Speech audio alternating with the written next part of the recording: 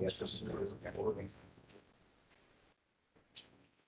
Ladies and gentlemen, welcome to the October 25th Board of Zoning Adjustment meeting. We will be starting in just a few minutes. We're still waiting for our chair to show up, and she should be on her way, so please just bear with us. Thank you. Big pass.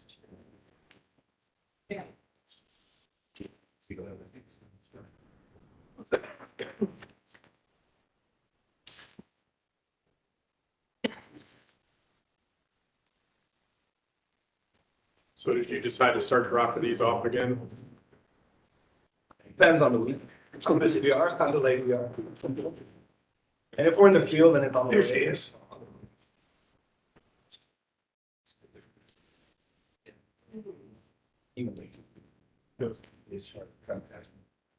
Well, you don't have to first.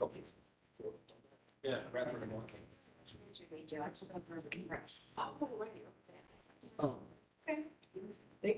Let me give you this. Don't step on the floor, you're killing me. Hello, Madam Chair. I mean, a feisty move. They delivered the wine to the wrong place. He's very upset. Yeah, they're gonna visit my house and the wine to my office, so that's gonna be. Can't have. Eric's gonna be late, so. Okay.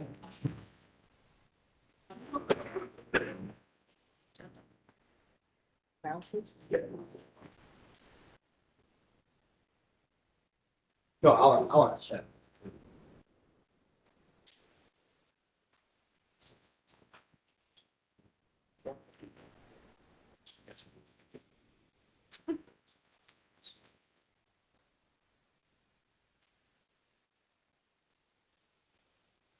One, two.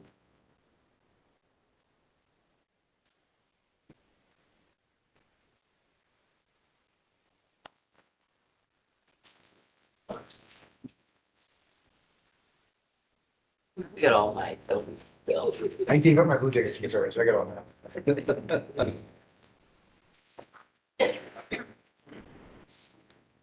I mean, we only have quick meetings with Mike Jones and shit.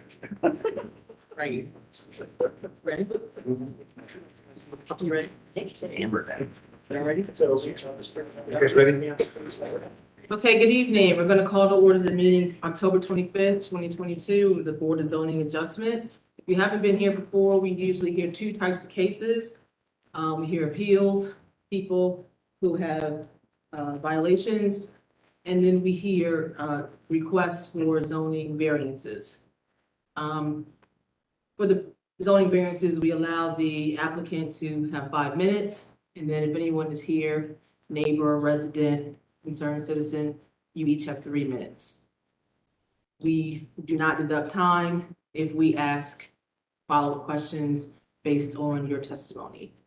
If you want to put the Duncan standards on record, we ask that you do that in your 5 minutes and don't waste time thinking that we're going to get additional time because you have not done that properly.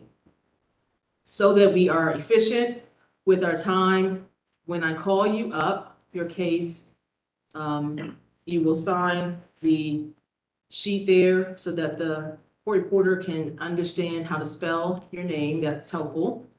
And if you plan on, and I will ask you whether or not you were sworn in to give honest testimony.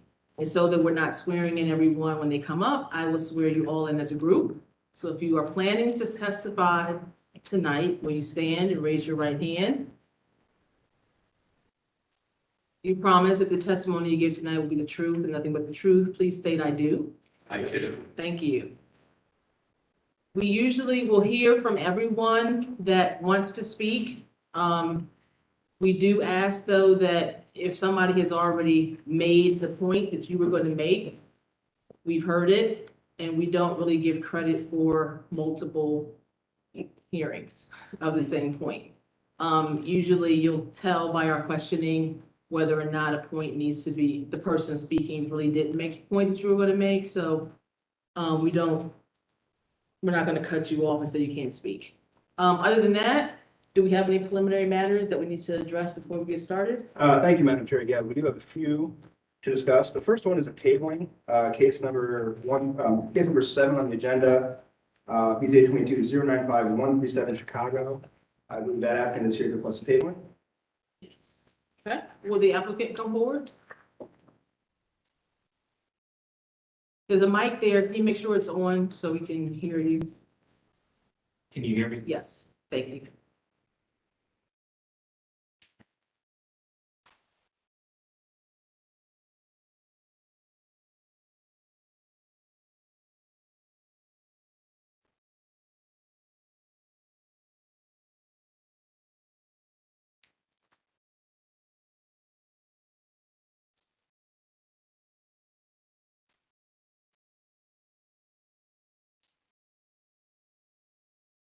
Okay, state your name, please, sir. My name is Andrew Wapner. I'm with New City Homes. The request, why are you making the request? We're making the request to table to come back and speak at a different time, once we've had more time to discuss the matter with neighbors and the community. Okay, is there anybody here that was planning on speaking about this case, 125, 137 Chicago Avenue? So, I saw two hands, is that it? Okay, do we have anybody that would oppose to us tabling until another time? Okay. I move to table. I'll second. Okay, questions, Roseman, can you call the roll, sorry? Mr. Moore? Yes. Mr. Jones? Yes. Mr. Malaka? Yes. And Chair Pompeo. Yes, table. Okay, so the two people that were here, we're not gonna hear the case tonight. There'll be new notices sent out on when the new date is, so you're free to go. Thank you. Okay, the second preliminary matter is Assistant Director Tony Celebrezzi with Building and Zoning Services. He's here to give a briefing on our updated zoning code, which is the pamphlet you had before. Welcome, Mr. Celebrezzi. I was wondering what kind of case you had. Not yet, sooner. Soon. Good evening, Madam Chair, members of the board. My name is Tony Celebrezzi. I'm a Deputy Director of Building and Zoning Services. One of the three leads with the city right now that is working on a zoning code update. And I wanted to just bring you all a short update with where we are and take any questions you may have on that. So about a year and a half ago, the mayor came to Director Messer and was concerned with the number of variances that the department continues to have to the zoning code. And so we employed a consultant to try to see if what we thought was right, which that our code is difficult to navigate. It's not reflective of what our priorities are as a city today. Matter of fact, the current code was originally written in the 1950s, slightly different attitudes and society than we have today. And so we employed a Lisa Wise consulting company that they've actually, a couple of their folks have done rewrites across the country. One of the gentlemen there rewrote both Milwaukee and Denver's zoning code when he was working for them. And so they did a deep dive into the zoning code, and they had five things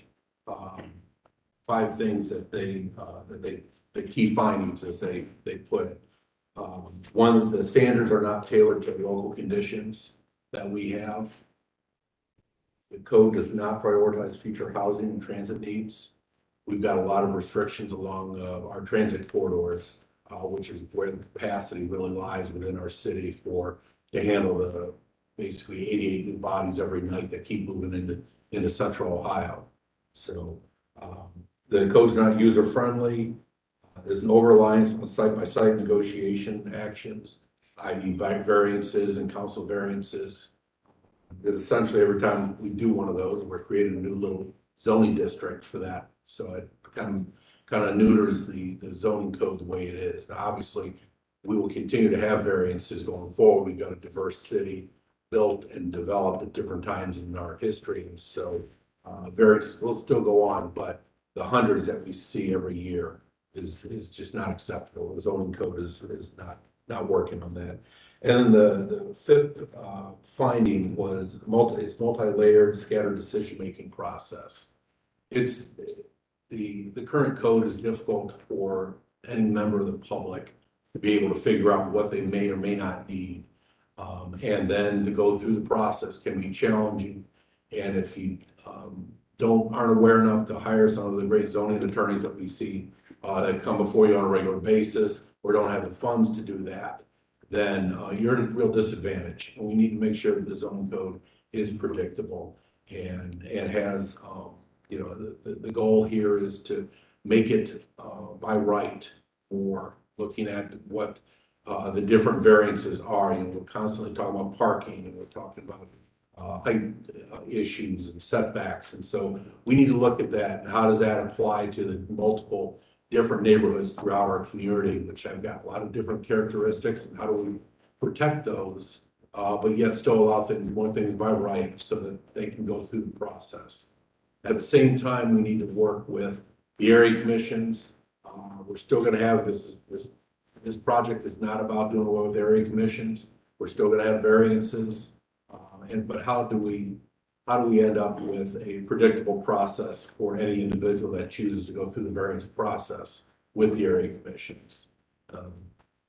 So those are the key findings, and we've got a number of reports that they put together that are on there's a website on that handout that you can see if you want to read some good zoning discussions. So since that point, earlier this year, we started the phase 2. We brought on board a consultant that is doing the technical review, helping us work together with a map. Our focus right now is on these transportation corridors, as I mentioned earlier.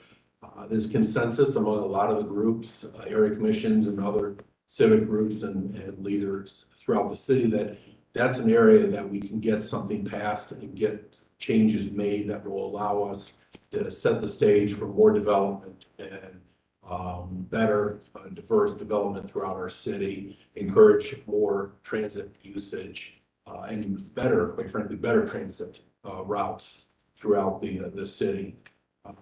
After that, we will end up discussing and working through the code that will concern people's backyards, their neighborhoods. It should be a lot more of a tougher move to do. But our goal is to be as transparent as possible.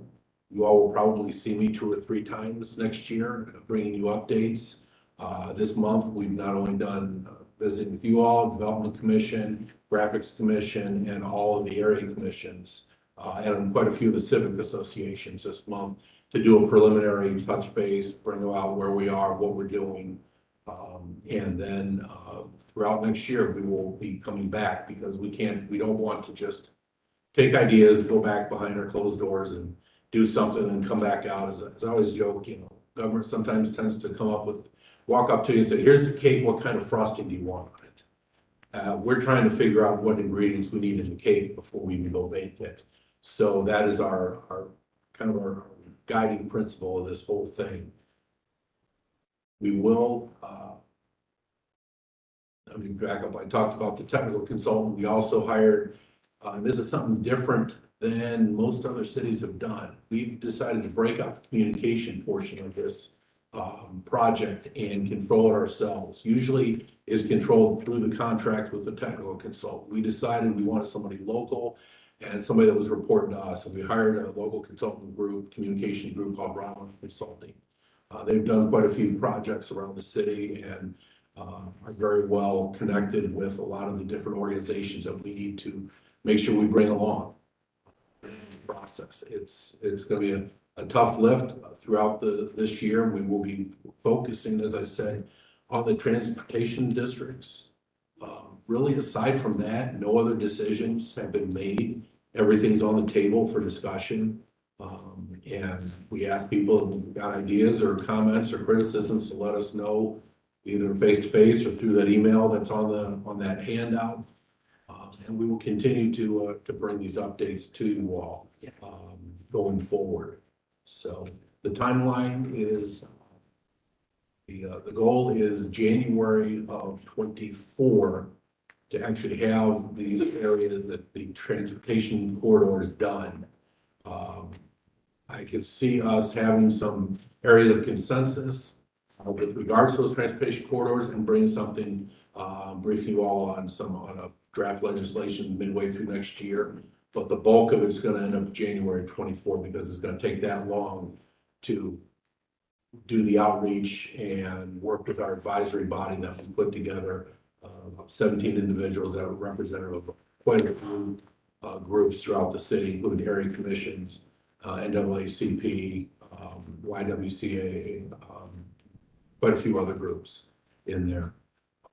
So, like I said, January 24 will be the transportation corridors, and we'll pivot into the neighborhoods, and preferably by the beginning of January 25, maybe mid-25, we will pass, put that legislation draft out there and hopefully get that passed. So, we've tried to learn from a lot of the other cities out there that have gone through this, and some have done well, others have stumbled, and so we're desperately trying not to stumble.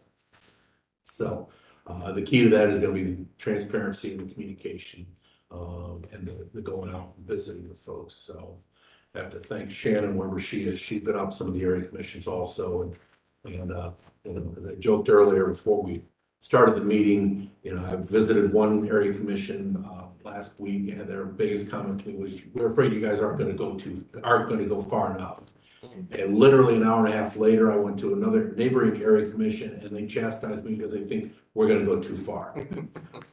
So we're up against a good challenge, but we'll make it work. So, if you have any questions, I'm more than happy to answer them. Thank you for the No, work. thank you Thank you for for the, coming. yeah, giving us the update. Thank you for the time. I'm sure I'll be back. Okay. Have a good evening. Okay, and we do have one more preliminary matter, an appeal. So that's the preliminary matter, or? Well, it's No, not for the regular agenda. Oh, Madam Chair, I'm hoping, I make a motion, since one of our attorneys is running late, is gonna be here shortly, that we move the appeal until he gets here so we can have another attorney, because it's technical matters we're dealing with for this appeal. Okay. So I'd like to make that motion to wait until he gets here so he can be present for the appeal. Is there a second on that motion? A second. Okay. We'll call it on that. Mr. Jones? Yes. Mr. Malaka? Yes. Mr. Morrow? Yes. Chair Palmer Bailey? Yes, okay, we'll wait until Mr. Weatherly gets here, and well, he wants to. Well, I mean, the You're- votes, the votes, Okay. yeah. Okay, so we will hear case number 1. Madam Chairman, if I could, if you're going to have 5 members, I would like to wait to have all 5 members here for my case. That's, okay, so that's doable. Sure. Okay, skip you. Case number 2. So let me just explain. Oh, well, yeah. So- You have to vote to Okay. adjust the agenda. So let me explain what we have here. So we have a board that has 5 people, and you have to have 3 affirmative votes for your request to pass. And so if you think you are not sure if you're gonna get 3 out of the 4, you could wait until we have our 5th person. He's on his way, but he's not here yet. So that's what's happening.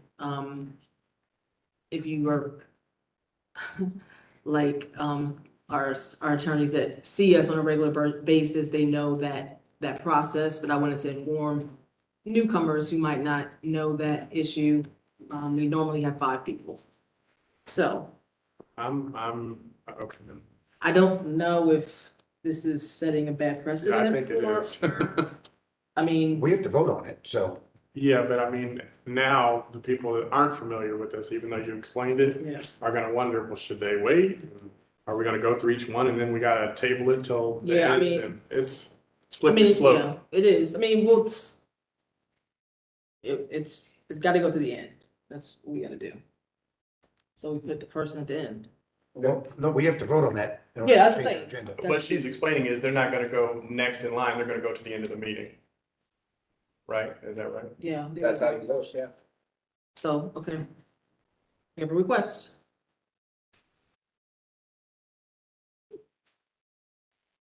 I don't hear anyone moving. Question real quick. My name's Margaret Lafferty, code enforcement zoning specialist. If you push, are you guys requesting to push the appeal to the end at this point or? No, No, we'll hear the appeal when Mr. Riley gets here, Okay, but we're now voting on our first variance request. okay, thank you. Yes. That's all I need. Thank you. So we don't have We a have to, motion to accept the request. I'll make a motion to accept the request to move to the end of the agenda. Okay? Do we have a second? Second. Okay. Mr. Malika, Yes, Mr. Mora, Yes, Mr. Jones, Yes. Chair Pompeo. Yes. Okay, you're again. Okay, number 2997 Footloose Drive.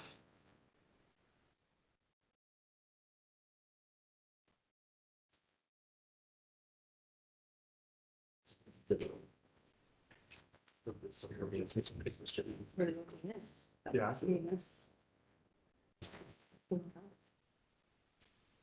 Okay, sir, please state your name and whether you've been sworn. My name is Bernardo Carmen Miguel, and I'm a 997 Surdo Drive, Columbus, Ohio. Put an application for a build porch 1 second, just the name and whether you've been sworn in, and we'll come back to you for all the other information. or for a permit for build a porch in the back of the house. Right, were you sworn in earlier when I had everybody speak? Yeah, I was Okay, you there. were? Yeah, Okay, perfect. yeah, Go ahead and sign your name on the sheet right there, Okay. yep. And the city will give the case and then you can respond. okay. Thank you. Okay, ready? 2997 Footloose Drive is located at the southwest corner of Footloose Drive and Kingpin Drive.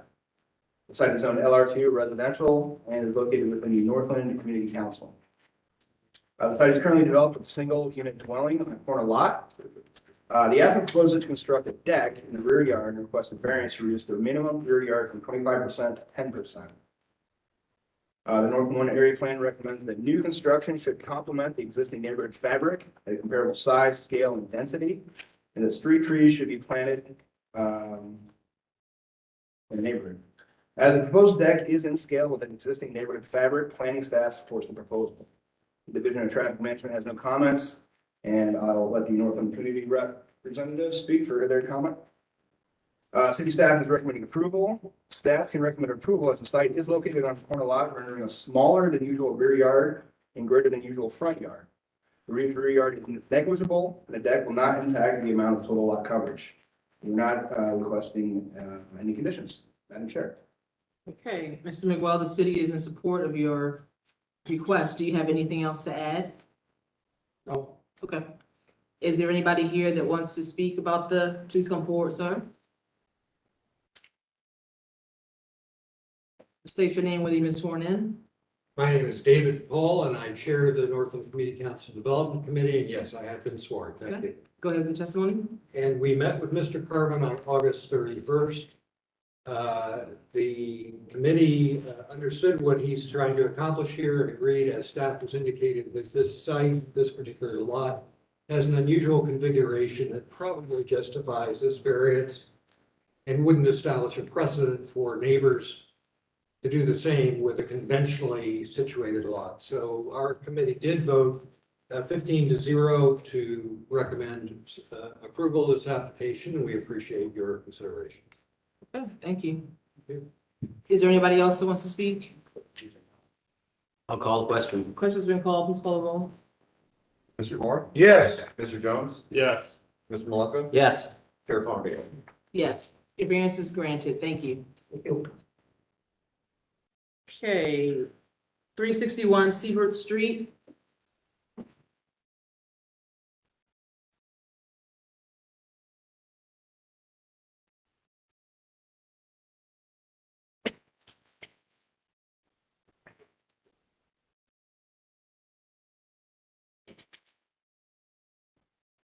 361 Stevens Street is located on the south side of Stevens Street, approximately 120 feet from Brook Street. It is zoned R2F residential and is part of the Columbus South Side Area Commission. The 0.16 acre site is developed with a single unit dwelling. Surrounding uses are primarily residential. The applicant proposes to split an existing parcel and construct a single unit dwelling. Multiple variances are needed to construct the new single unit dwelling on a split lot. Planning is in full support of this proposal. The elevations are consistent with the C2P2 design guidelines. The Division of Traffic Management has no comments, and the Columbus Southside Area Commission recommends approval of your request. Staff can recommend approval as the requested variances would allow a lot split on a parcel, and it would be consistent with the surrounding neighborhoods. The condition we recommend is there is a cross access easement agreement between the two parcels. Madam Chair. Thank you. Sorry, I was just trying to. Okay, state your name and whether or not you've been sworn in.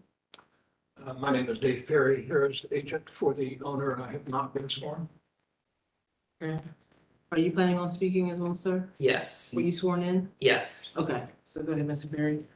The testimony you give tonight with the truth, nothing but the truth, please say I do. Yeah. Thank you. Go ahead with your, I'm Carrick Cheryl, I'm the project architect. okay. Thank you. The variance request is as stated by staff.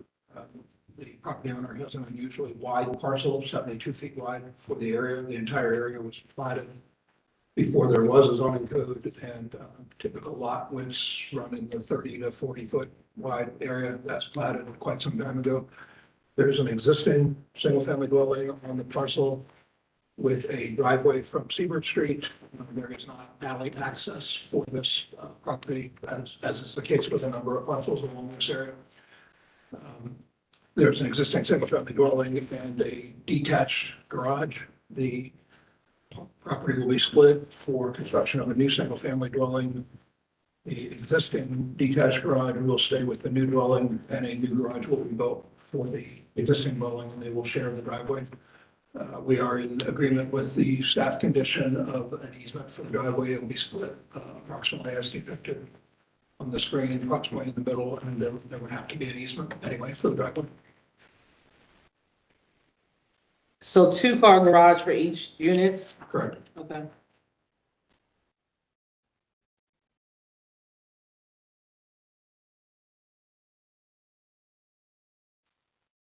Okay, any questions from the board? Nope. Is anybody here to speak about this application? I call the question. Question's been called, please call the roll. Mr. Jones? Yes. Mr. Maleka? Yes. Mr. Morrow? Yes. Chair Pontier? Yes, variance is granted, thank you. 232 Thurman Avenue. Same. 232 Thurman Avenue is located on the northeast corner of Thurman Avenue and Blackberry Alley. It is zoned R2F residential and is part of the Columbus Southside Area Commission. The 0.14 acre site is developed with a single unit dwelling. Surrounding uses are primarily residential. The applicant proposes to split an existing parcel and construct a single unit dwelling. Multiple variances are needed to construct a new single unit dwelling on a split lot. Planning is supportive of the proposed Redbud Alley elevation as they are consistent with the C2P2 design guidelines. Staff, however, remains unsupportive of the proposed demolition of the existing home at 232 East Thurman, as it is inconsistent with the C2P2 design guidelines, emphasizing preservation of existing structures that contribute to the character of the neighborhood. The Division of Traffic Management has no comments, and the Columbus Southside Area Commission recommends approval of this request. Staff can recommend approval as the requested variances would allow a lot split and would result in a parcel that is consistent with the surrounding neighborhood. Right. question, so I understand. Do you say you're not allowed, you don't want them to knock down a current house? Planning said that, yeah. So if we vote on this, planning still has to obey the knockdown or? No, I'm sorry, Bill, I couldn't hear what you said. I'm saying, so I'm confused because the drawings have two new buildings. So they don't need any zoning for us to build two new buildings, right? To knock it down, there's nothing they're asking us to do for that? That was just their recommendation, that they don't like the plan. Well, to be clear, you're the board of zoning adjustment, you have the ultimate say. Planning is just making a recommendation based on CQ P2. Their recommendation is to preserve existing plans, which you can see in this. It's the blue one. Yeah. So the city's saying don't tear it down, fix it.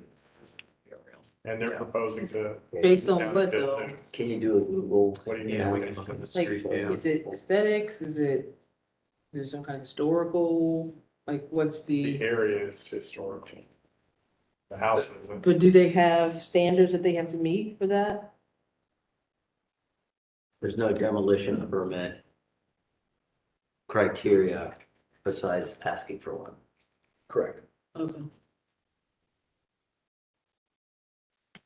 So, Yeah, it's this guy, And it's the south side, it's the south side, not German Village or, right there. So they don't have an area commission that's gonna have a, well, the south side area. they don't have a review, building review standards? Not architectural, Historical. no.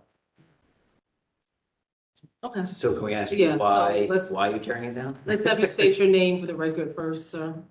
Sure, members of the BZA, my name is Dave Perry. I'm here as agent for the property owner and also here. Yeah, Carrick Sherrill, the project architect. The, other than the demolition, let's separate the variance request from the demolition. But for the demolition, this is exactly the same application as the one you just heard, the Secret Street proposal to split the lot. In this case, remove the house that's there and build two new houses. There are a number of houses on Redbud Alley. The city, including the planning staff, supports the new house, supports the lot split and the new house on Redbud Alley. There are a number of houses on Redbud.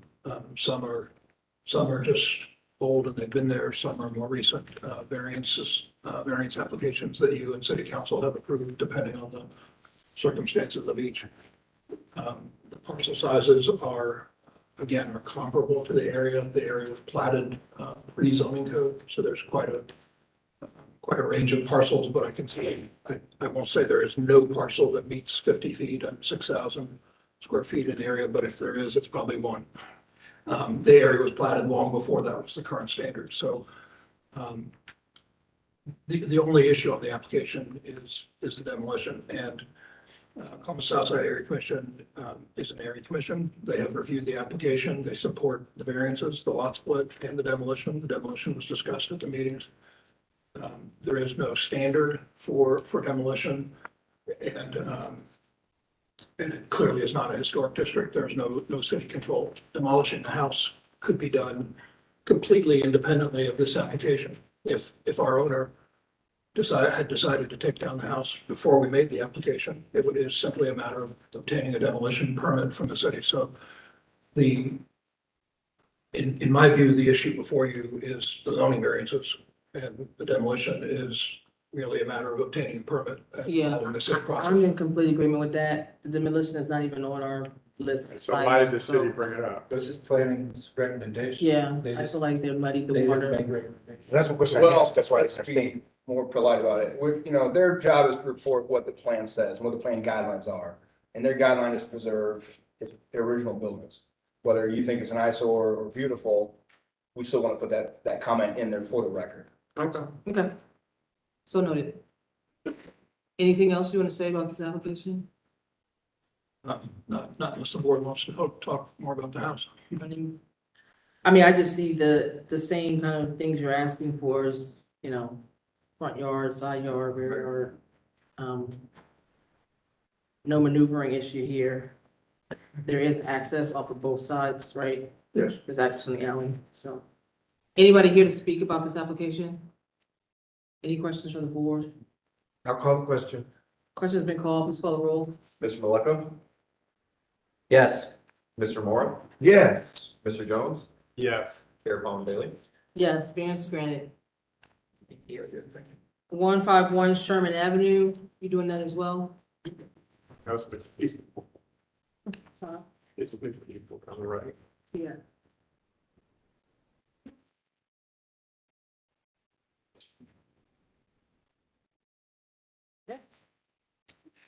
Sorry. All right, 151 Sherman Avenue is located at the northwest corner of Sherman Avenue and Oak Street. The site is zoned ARLD, apartment residential, and is located within the near East Area Commission. The 0.4 acre site is currently developed with a 3-story, 15-unit condominium building and accessory surface parking lot. Turning uses are a mix of single and multiple unit dwellings. The applicant proposes splitting a portion of the site containing the surface parking lot to construct a 3-unit dwelling on a newly created parcel. The applicant requests a number of variances to conform the existing building, denoted above with an asterisk, as well as new variances for the proposed building. Planning staff are supportive of the site plan as it and the associated variances have not substantially changed. Just a quick bit of history, this may look familiar. This site plan was, or sorry, this proposal was originally approved in 2021. However, it was determined by the building department that the existing building's fire escapes could not be located closer than, I believe, 10 feet to the new proposed building. So that tweaked their application just a little bit. They had to move it to the west just a little bit, but it's pretty much still the same proposal, which is basically what planning is saying, because it's not that much different from what was originally approved. They are recommending approval. The Division of Traffic Management has no comments, and city staff can recommend approval as the elevations are consistent with the nearest area plan design guidelines. And staff can support the revised site plan that relocates on-site trees along the alley frontage. And after review of the site plan, the Division of Traffic Management and Parking Services can support the variance to division clearance, reduce parking without the need for preparation of an intersection site distance exhibit. The only condition we're asking for is that the site plan and elevations be stamped for consistency with the nearest area plan. I'm sure. I don't see any asterisks. Mr. Freeze, I don't see where you said on the existing building. Right. Sorry, let me reread that. Which ones are old? I mean, which ones are conforming and which ones are new? Right, well, the conforming ones would be for anything noted as A, As A? building A, Oh, lot A. lot A, where the existing 15-unit condominium building is. I thought I had those noted with an asterisk. So the first variance request, third variance request, fourth variance request, fifth one,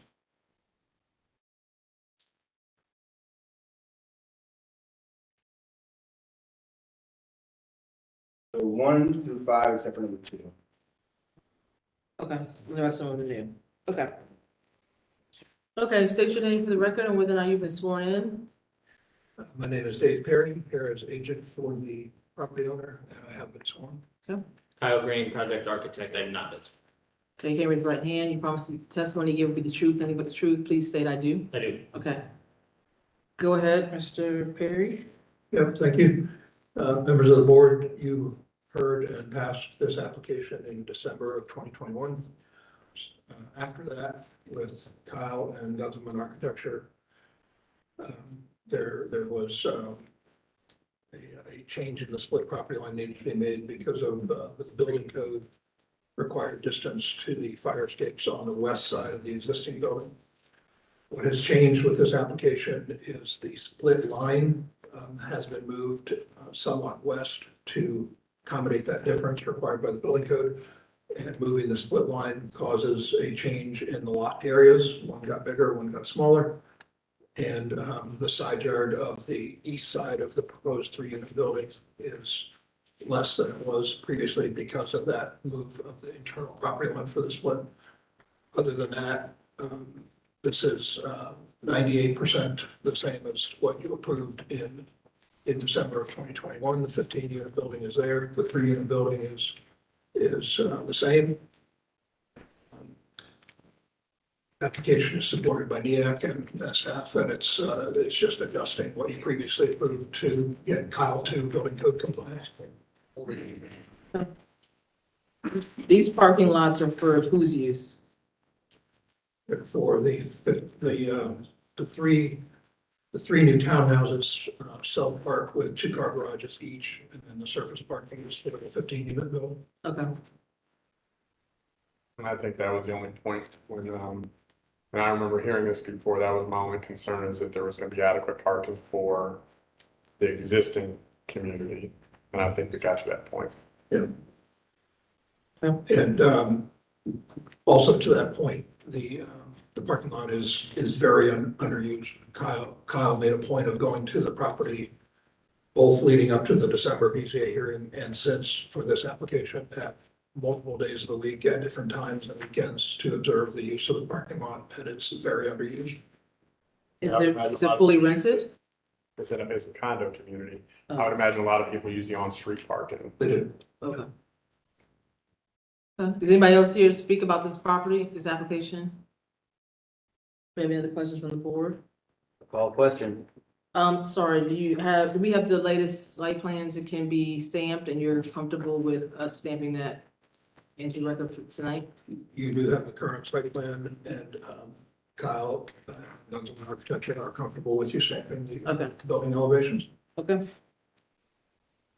Question, I think the question was called. Please Call call again. again.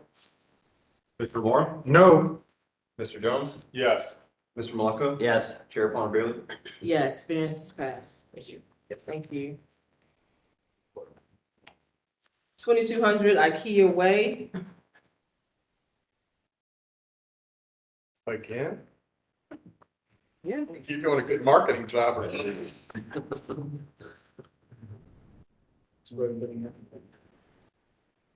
Who's, yeah.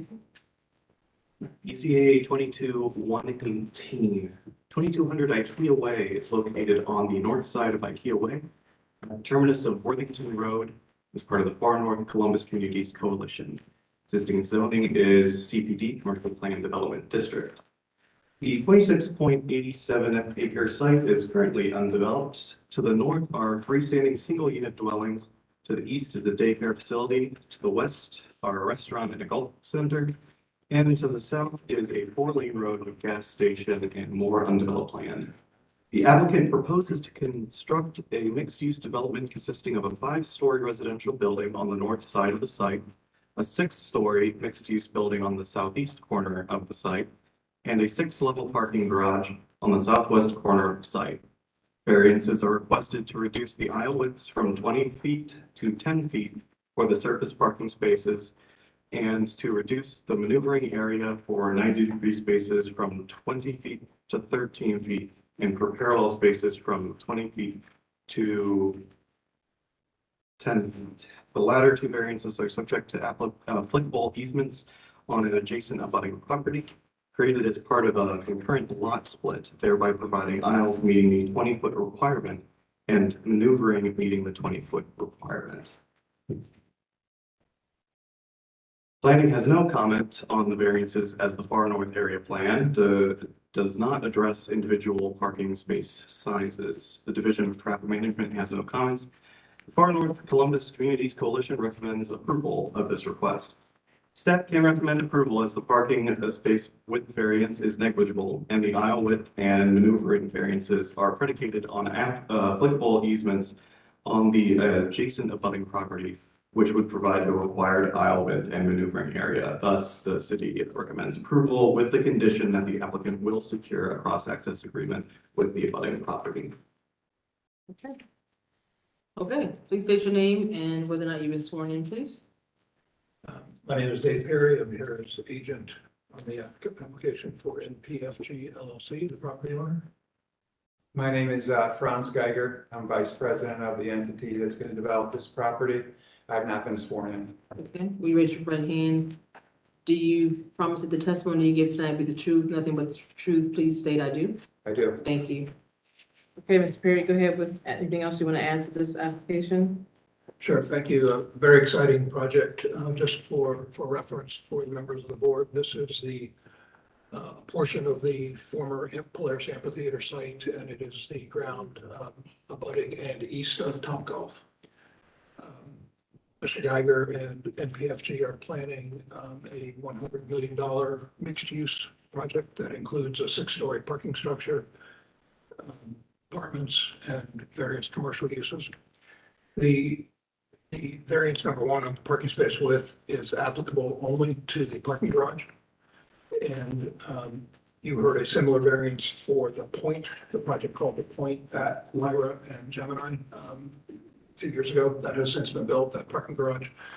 And parking garages downtown, they're subject to the Downtown Commission approval, don't come to this body, but parking garages downtown spaces are routinely less than 9 feet wide, either to increase the parking count or because of structural elements of the parking garage.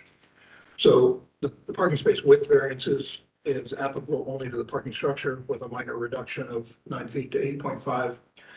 The other 2 variances are applicable only to the surface parking, and they are related to property lines that Mr. Geiger will draw through the overall project for separate parcels for financing issues as he proceeds with the project.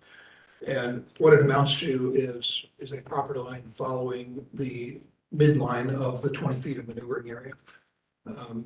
The ramification of not approving this would be that there would be 40-foot wide strips of asphalt through the parking area to have a property line at the midpoint and 20 feet of maneuvering on each side of the property line. So this is sharing a maneuvering aisle. All applicable easements as needed will be in place for the common use, and anybody looking at it wouldn't know the difference. I have a question for Mr. Geiger. Why apartments instead of condos? We haven't done any condos at Polaris. It's not what we've really done. It's not my expertise, but the reason we're doing additional apartments is because our apartments have leased so well. We're a long-term holder of apartment complexes too. So we like to create the income associated with those and manage them. And so that's the main reason. Columbus still continues to need housing, not just rental housing. So I would encourage you to consider thinking about that in the future. Yeah. Right. There's another parcel that's not the subject of this mixed use that is already zoned that is planned for condo names also. But it's not related to this. Okay. Is there anybody here speaking about this application? Do we have any other questions for the applicant? Call question. Question's been called, please call the roll. Mr. Jones? Yes. Mr. Malika? Yes. Mr. Morrow? Yes. Chair Palmer? Yes, variance is granted. Thank you. 1611 Polaris Parkway.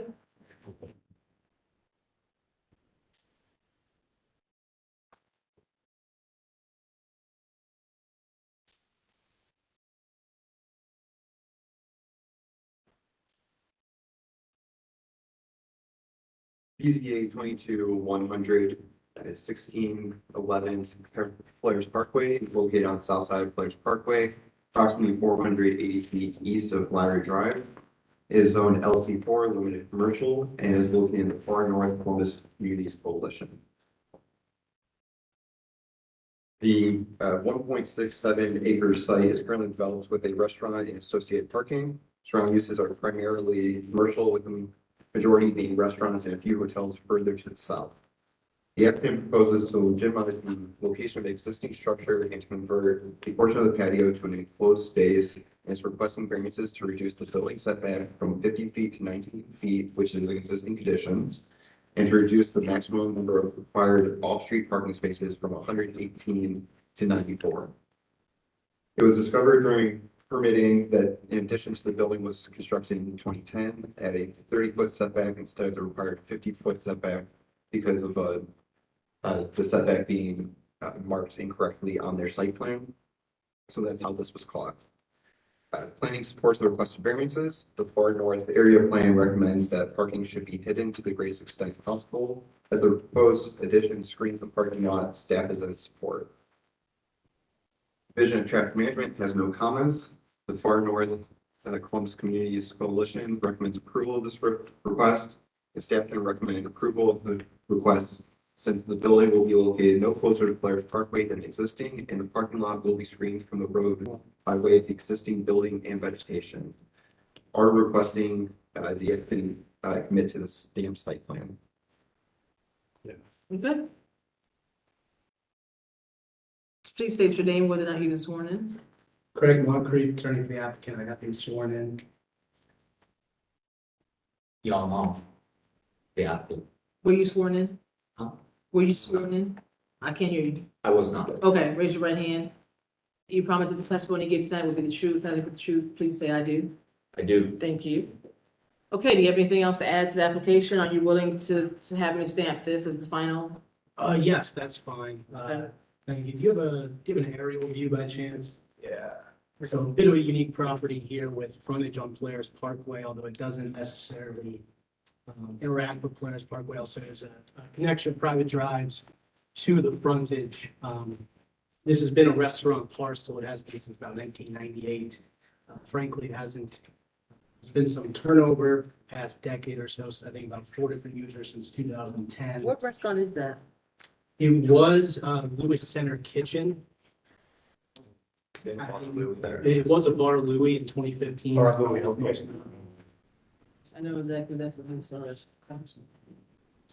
So has had some turnover recently. Unfortunately, a big part of this is some of the property history. In 2010, a site plan was approved that showed a 30-foot building setback from Polaris Parkway. Unfortunately, it's a 50-foot building setback that's required. So you've got an addition that was constructed that infringes on that 50-foot setback. Additionally, between 2010 and 2015, a patio was included.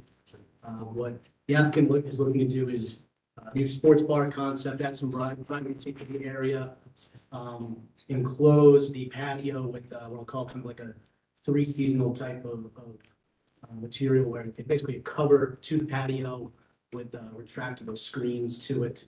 I'm looking forward to add some energy to the area. So that's really a big part of what necessitates the variances that we're requesting and why we're for you.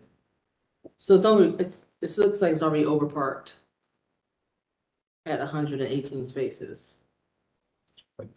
As far as there's 94 there.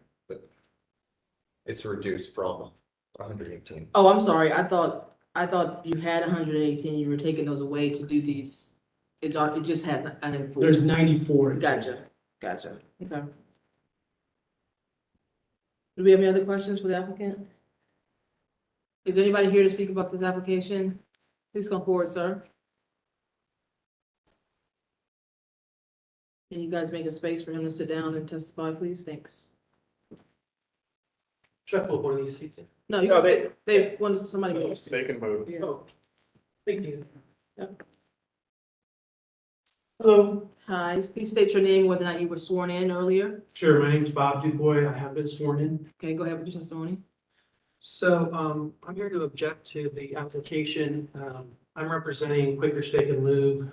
We're an adjacent business to this property. Can you tell me which side, according to this picture, where are you? So we are, we'd be south of, yeah. Okay, there, I believe. So that's our building that your cursor is on. To the right of that is our east lot that borders this proposed site for the Twin Peaks bar. So the objection is based on, the ordinance was already in place for a reason, right? So we had 118 parking spaces allocated for the structure. It's already got 94 and it's already a tough parking situation for us. So naturally, if they're going to add more seats, 3 seasons, 4 seasons, whatever it is, it's going to require more cars to park in there. So that's going to naturally put those cars on our property in our assessment. So you're saying that the place is already packed and they're not enough, they always park on your spots right now? Well, it's closed now. When Bar Louie was there, it was a parking issue with that business. And with more enclosed seating, I think there's gonna be a need for more parking spaces, not More less. than 94 spots? There's 94 now. It was zoned for 118 originally. And you're saying it was a problem parking, they were When encroaching parking on your was there. parking, and you think they'll have more seats now, so they'll need more parking. Absolutely. We haven't seen the scope of the plans. I don't know if the elevations are gonna change, the sight lines. We're really not sure what the total scope is, so there could be other issues beyond parking for us. Well, they're not asking for variances, so it doesn't matter for us. They're asking for parking variance. I'm saying what he's looking at the future of what it's gonna look like. So the only thing, I thought that the only thing that they were asking to do was convert a portion of the patio to an enclosed space. So that doesn't really change the number of patrons per se. I don't think they're adding additional tables, but we can clarify that with the applicant when they come up, but Sure. that wasn't what I understood from their application. So that patio was only able to be used in the warm summer months, so now it'll be closed, so those tables will get sat all season. Okay. So that's my point there. And then the other point is, But no more tables, just time of year is Year-round extended, tables. year-round year-round, tables. yeah. Okay. And I haven't seen their floor plan, so it could be more tables, I'm not sure. But the other issue is, the only way you can get to this property, you can come off of Polaris Parkway, that's a one-way entrance. The only way to get out of there is to cross over our cross-shared easements, so I don't know if there's new agreements being proposed or how that's gonna impact those agreements either. And we've always maintained all those throughways, and it's, we've had a cost share split that was agreed upon with all of the neighbors that, Yeah, so I always hate going to any of those restaurants over there, just personally, because what you just spoke of. And I don't know if that's a city requirement that we make the people that are up there enter into this, because that doesn't seem like that should Private be, property. that shouldn't be, I mean, that should be a requirement. I mean, Franz might know. so yeah, we have a cross-share agreement right now. We've maintained it, everyone's supposed to pay in. But I'm not sure if it's this gentleman that's here today, but Chong Development has never contributed to that. I think that. even though they are a part of it, Yeah, when is the assessment due? When is the date on that? well, this most recent time it was completed in October of last year. So we sent out several notices to try to collect that payment through Franz's office. So we've never been reimbursed for their And portion. how long have they been a part of the agreement? Ever since we've been there, How long is that? 15 years. So I know it's gonna put more traffic, more wear and tear on all those throughways, in addition to the parking issues. So those are our concerns. We'd love to have some time to bring in council and have them look at the overall scope and the plans. We haven't really been able to do that to this point. Okay, thank you for your testimony. Thank you. Mhm.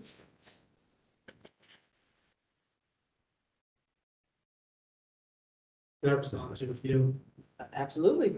So as far as applicant is TPO aisle 4, which represents the tenant, I can't speak on behalf of the owner. I believe the company owns a few properties and has developed a few properties out there. So I can't speak on behalf of missed payments or things like that. I don't really see how it's relevant to the area variances that are requested. So the owner is actually seeking the variance, so you don't represent the owner? Well, we're on behalf of the applicant. With the permission of the owner. Yeah, so I guess you can't really say, you can't I guess with divorce permission, yourself of the property owner's obligations, I guess we're saying we're here with permission of the property owner. right? So I'll ask you, I'm sorry, last name? Hong. Hong, Mr. Hong, did you know about the access agreement? The cross-access agreement, I The, did know that there's a joint cross-access, but the whole, the sharing of the cost, maintenance and whatnot, that's just news to me on just like 5 seconds ago and, a minute ago. As far as seating arrangements and whatnot, we're actually, the patio originally was, floor plan by Bar Louie's was 73 seats. And now we're going down to 70 seats. So, and then- Including the patio space? I'm just talking about the patio space. Oh, just the Yeah, patio just the space, patio okay, space. sorry. Because that's the main focus of Mhm. why we're asking for these variances. So we're reducing seat count, number one, and then number two, we are not changing the footprint or expanding the footprint in any shape or form. We're very cognizant of the fact that, the parking situation is the way it is, and we weren't trying to put additional load onto the parking by redeveloping the restaurant. So we're not taking away the original parking situation in any shape or form. How Bar Louie's operated and what was quasi approved or however you want to put it. So it's basically from a seating standpoint and load standpoint, we're the same or the same seasonally versus, couples, certain seasons that you have. We're just making it more year round kind of, but the load itself to the site shouldn't be any more or less than how our release was configured. But why would you ask for less, knowing that you're gonna have year round? Why would you ask for a reduction? And because of the expansion back in 2010 didn't incorporate the whole expansion and the parking lot loads. Like that was way before my time, The obviously. expansion of what in 2010?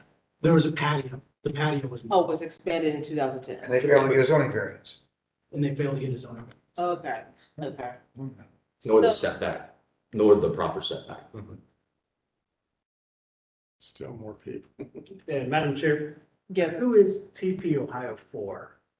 You said That's you the- represent the applicant. It's TP Ohio for. What is that made up of?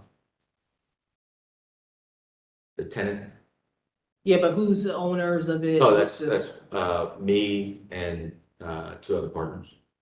And what percent of the two other partners own, knowing that we just heard from one of the, neighboring bodies that they're not fulfilling their duties to the right-of-way easements? That's something that I would have to go So to. the tenants have no connection to the owner, is that what you're saying? The owner of the building, Yes. he's here. Oh, okay, well. Like I said, we're here with this. But let me ask, Yeah. let me clarify the question. The tenants have no relationship, no common relationship with the owner? No. Okay. We do not. Separate owners, separate everything from the tenant? Yeah, I'm not from Ohio originally, so. But Okay. you're one of the owners. You're an investor. Yeah. Not in the building, no. I've got Of the rest of the tenant. I've got a zoning zoning disclosure statement that says that Hong Holdings, Irish Holdings, and Terra Resources each own roughly 33%.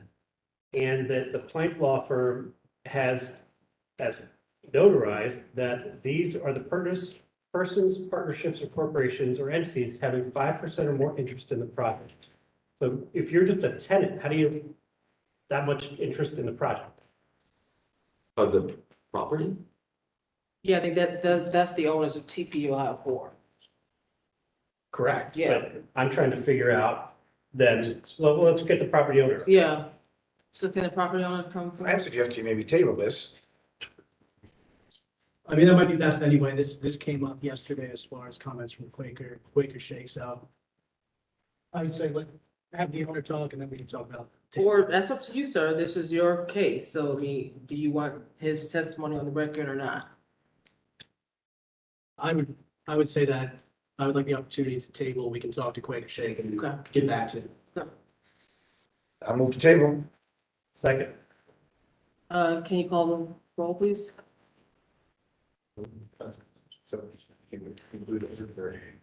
No, don't. Oh, yeah, we are seconded, so you have to, if he wants to vote on it, he can. I'll second. No, yeah. Yeah, well- I'll abstain. All right. Let- Mr. Malaka, Yes. Mr. Moore, Yes. Mr. Jones, Yes. Chair Plummer. Yes, tables. Thank you. Okay, we're gonna hear our appeal for 1005 Plan Court. What happened? We didn't ask them. When I asked if anybody wants to speak, Oh, they did you? raised their hand. Did you? I didn't hear you. Exodus. Oh, darn. That's fair.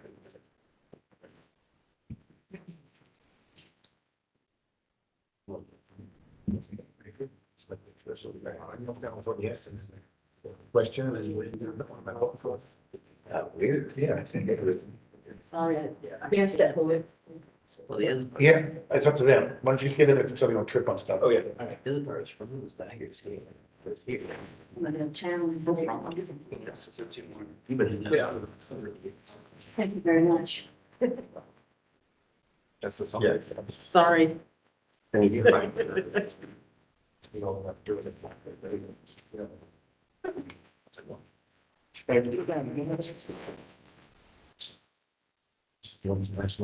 Chad, you're going first. City What's that? You have read, oh, you're going This is first. city, okay.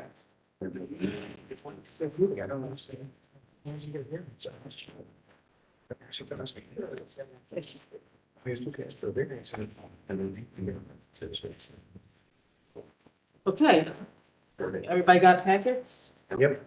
Okay, we'll hear from the city. State your case, please. Just sign it real quick, sorry.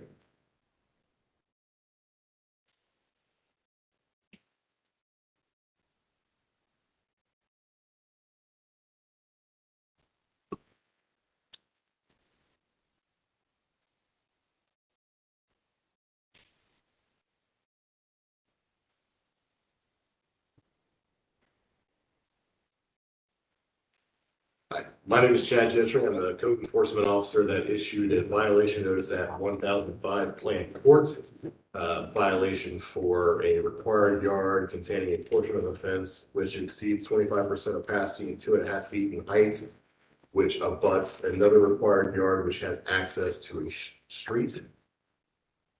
A packet that was passed out to you, just go through the exhibits real quick. Exhibit A is the violation notice.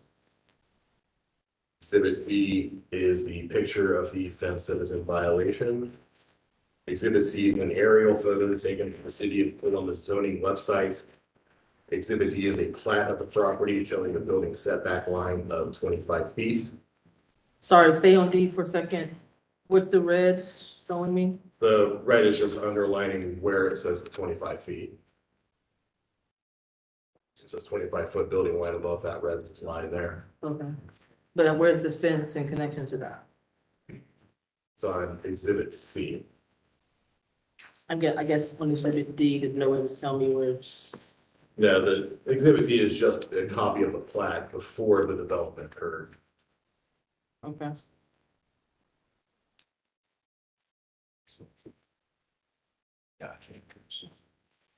So the issue is that the fence is in the vision clearance. Correct.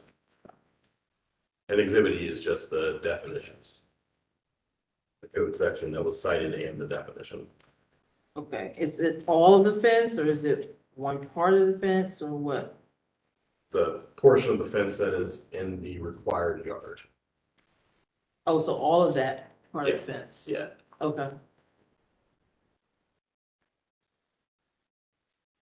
Vision clearance from the driveway that's sitting next to it. Correct. Okay. Okay, understood. That it? That's it. Okay. Homeowners representative. Yeah. Please state your name, whether or not you were sworn in, and Yes. your relationship to the application, Yes. to the appeal, I should say. So my name's Attorney Joseph Streb. I was sworn in. I'm here representing the respondent here Okay. and the property owner. And we were here before, some of you may remember. In the interim, I filed a respondent supplemental evidence and argument. After having talked to Mr. Gentry after the table hearing, the last time, it was possible to understand a little bit better the city's position and to narrow the issues a little bit. And so as a result, I filed this supplemental evidence and argument, which should be in the record. Essentially, what we have here, You don't We have have to it. provide that. It's in our record. What are we Well, supposed to What are we do? supposed to do something with it? He has to tell you it. He has to read it into the record. well, I'll be happy to read it into the record. I mean, it should be part of the official record for this case, but since you don't have it, now I'm gonna have to basically. Did you go make through it. copies for us? I can give you my copy and. Yeah, because I'm not I did gonna make have. So the answer is no. So we're not gonna have you read 3 pages or whatever it is into the record. So I guess what's the basis for your argument? Can you summarize that for us? Yes, I certainly can. The basis for the argument is very simple. The city of Columbus is asking you to engage in an interpretation of a zoning ordinance. We believe that under the law, you're required to apply the ordinance as written. It's not appropriate for this body or for anybody in making a decision under an ordinance or statute to add words to the ordinance or statute. For the city's interpretation and for the citation to be valid, the city has to add words to the ordinance in question. This has to do with what the word abutting access means. The ordinance language itself is very clear that the particular section of the code that we're dealing with here, which is 33210582, requires that in order for the clearance required by figure 3 in the code to apply, which is what's at issue here, you have to have a situation where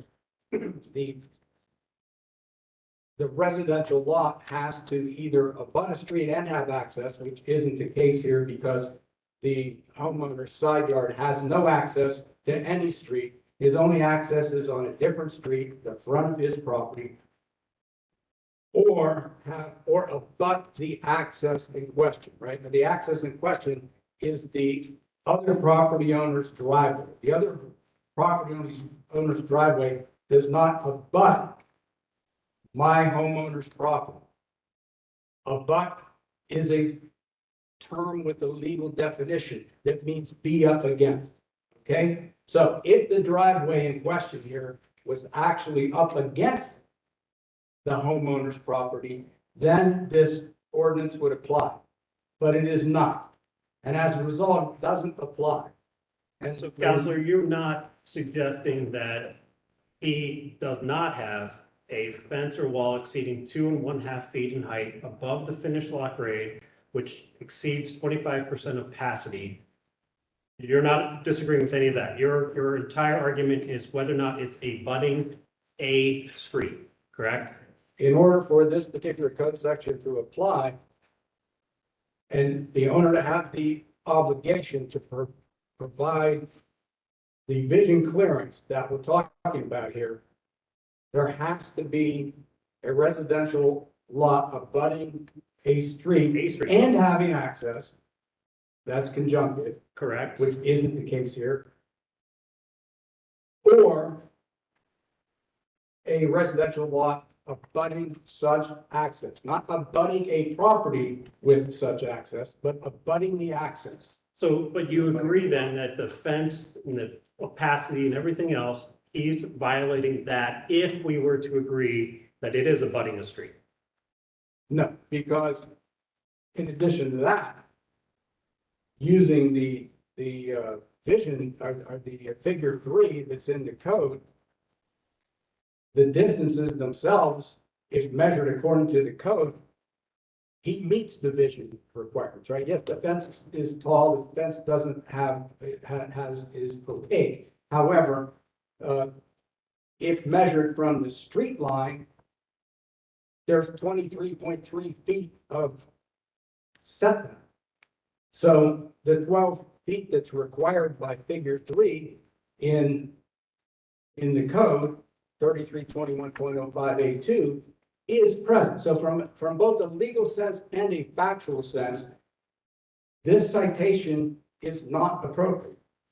And Wait, for it to be appropriate. Go back to that. Would you say how far back was the?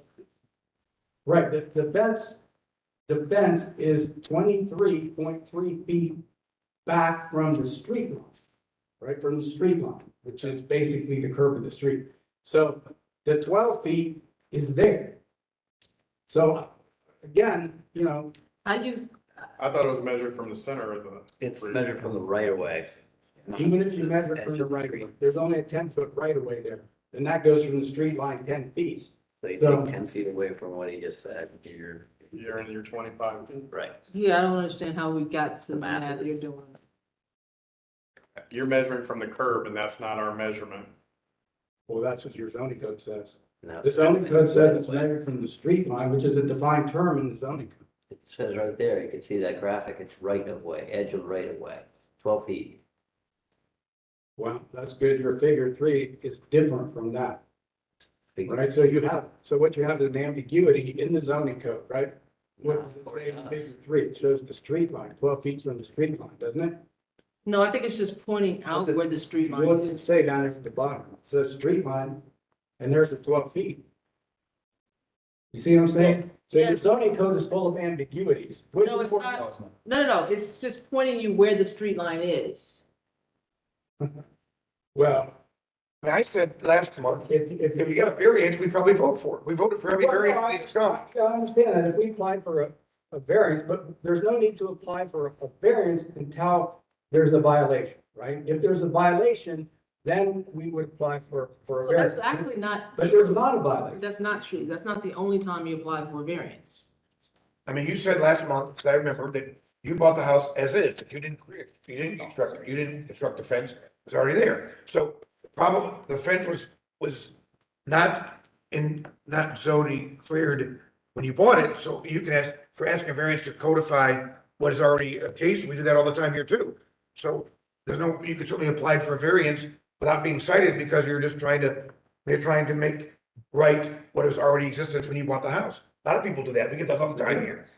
Pardon? Legitimize, excuse me, I couldn't think of the word. They legitimize something that was not out of code, so I still mind boggled why we're doing this the second time when you could have had an application for a zoning variance in here, and we've got one coming up 2 cases from now that I know I'm gonna vote for, because it's a simple one I voted for at least 35 or 50 times since I've been on this board, because on a corner lot and all that stuff, it makes sense to vote for it, so I don't understand why we're arguing this variance when we're not gonna, none of us on this panel are gonna, are gonna agree with you that this wasn't cited. Yeah, sir, I don't think that I agree with your first premise that we are not charged with interpreting the law. We're only charged with applying it. Well, I don't think that that's accurate. I mean, but if you want to show me something that states otherwise. yeah, the brief basically says that. And, I'll be happy to read the table again. I'll send you all copies of it so you can read it, or I'll read it to you. We're gonna finalize this tonight. It won't be tabled. No, That's fine. no, I'm just saying, I don't have a problem. No, I'm saying, where did you- From police court. no, I'm saying, That's where did you That costs a lot find, more money than just getting a zoning Not our variance. problem. hold on, guys. Does that make sense? I mean, Where did maybe we, common sense is left us, what is but your authority that you're citing to that says we are only allowed to apply and not interpret? The authority that I'm saying to says that you have to follow the What says language that? of the zoning code and What not says insert that? words into it. Is that what you're asking me Yeah, for? I'm asking for you for that. Okay, it says, that's fine. I'll give you that. You can- Castles versus Dayton City School Board, 69 Ohio State 3rd, What's the quote? 217. What's the quote from that case? What does it say? On this point, not. Well, this has to do with interpretation of statutes or ordinances, right? Courts must abstain from inserting words where words are not placed by the General Assembly. Here, we're not talking about a General Assembly, we're talking about City Council. Nor are we talking about So we're courts. talking about an ordinance and Right. not a statute, but the same rules of statutory construction apply to an ordinance as apply to a Right. a statute. So And so, you but you can't haven't, add words we haven't added any words. Like you haven't proved to us Yes, that you the have. word has to be added. for this, like, for this code section to apply. There has to be What word an has to be added? abutment of access, which there is not. Okay? I understand this is complicated stuff. It is. But that's already in the code, so there's nothing to add. Yes. So you're just arguing that it doesn't apply, you're arguing that the facts Let, don't. let the applicant truly wants to say something. I'd love to hear what you have to say. I mean, this, again, barring any application for a variance that we will go. Can you pull the microphone? Sorry.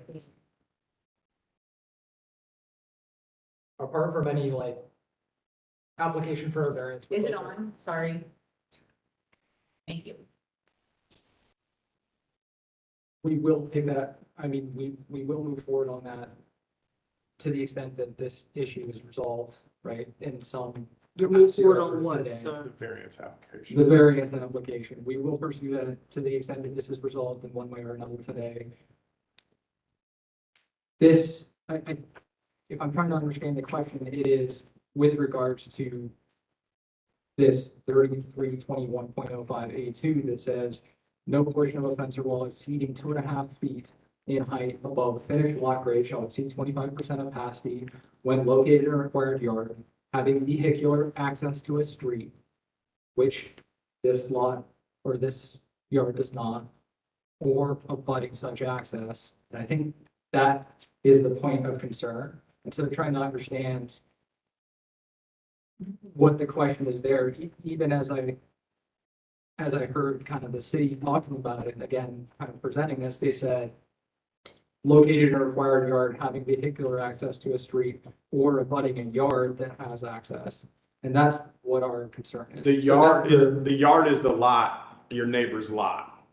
And it's not the neighbor's driveway, it's the neighbor's lot. Right. But just, this doesn't say a lot, it's just. It does. It says access. Access. Yeah, access. Such access is the implication of, it says any required yard having vehicular access to a street or abutting such access. So you are abutting a required yard that has vehicular access to a street. And that's my concern right there. So you're abutting a required yard, which it doesn't say that. It says Abutting such access. my required yard having vehicular access to a street or abutting such access, not abutting a required yard with access, abutting access. I think that's the concern. I hear you, but I think it's the emphasis that you're putting on that last part. And that emphasis is actually not on you or your yard, but your neighbor's yard and their lot. And again, we've gone around and round and around. There's no value in any of this, you know. I don't disagree with that. And honestly, I agree, but still, I do believe that this is. You were here to hear Tony Calabrese talk about rewriting the zoning code. Yeah. You know, there may be some issues here that you guys can help contribute to that. Would love to see if that could happen. We'd love to make everything work for everybody. We've interpreted and heard these cases for Eleanor and I, maybe for the better part of nearly a decade now, and it doesn't change. Just because you're here, it's the same thing. We typically have the same ruling and encourage people to take the same action. Get a variance. We typically approve those if it's appropriate and it doesn't endanger the neighborhood. We'll look forward to doing something like that and would hope that you would be open to that. But you're required, so I'm gonna say this, your required yard does abut a lot line. Required yard abuts a lot. Yes. The neighbor. Yes, Yeah, your required required yard abuts abuts the a lot neighbor's line. yard, that's correct. And that's what's in the code. No, it's not. So that's where we're gonna land on this. No, I understand. Yeah. The approach you guys are taking. I do want to incorporate into our evidence, though, what Mr. Calabrese said, because this case dovetails perfectly with what he said in terms of the zoning code, not being user-friendly, being ambiguous, not providing sufficient notice to homeowners, property owners as to what's a violation and what is not. And this is a perfect example of it. And, you know, I understand you're going to do what you're going to do. And, you know, probably go to the next level on it, see what it works. It sounded to me like the applicant said he's going to withdraw this and he's going to move forward with a zoning variance request. There's no outcome right now except for us to determine, do you want to keep this going? Right, we're gonna vote on whether or not you're in violation of the city Right, right, but then you do that and you decide against it, and then he has an appeal right to come to the police court. And that's fine. Right, and then, we'll see what the court says about And we'll keep going around. That's it. fine. Right, exactly, and so, maybe you guys. Council, we could have the city attorney take it up further than that if you lose, or if we lose, right? So the property There's no owner is win only for you. spending money upon money upon money for the appeal. And I agree, that's his right, and if he decides to do that, awesome. The simpler, cheaper option is to withdraw and file a variance. And if not, you're going to vote that you don't want to have, and if you appeal, he's not going to want to come back and face us again. with the And in variance. all fairness, you can go through with this and still do the variance request. You don't have to stop this. That's true. Right, unless you guys conclude in my favor right today. We're not gonna do that. Well, we didn't really expect it, but you should, as a matter of law. Okay. So let us get to the finding of facts. Upon the evidence presented at the hearing, each witness, the board makes the following findings of fact. We find, and I think I stated it just earlier, that there is a fence.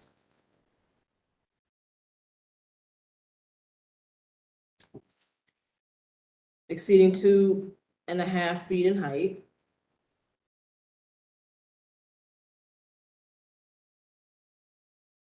I think it's important in the event that he does take this, I would also add that he acknowledged. Exceeding 25% capacity. Located in a required yard. Madam Chair, I would suggest abuts a lot with access, since that's what the code says. Okay, the code also says in a required yard. Right, or both. Uh-huh. And what'd you say, abuts what? Abutting a lot that has access. Abuts a lot with vehicular access. Okay. Do we agree with that? Okay. Order based on the evidence presented, the board, upon motion duly made and seconded, makes the following order.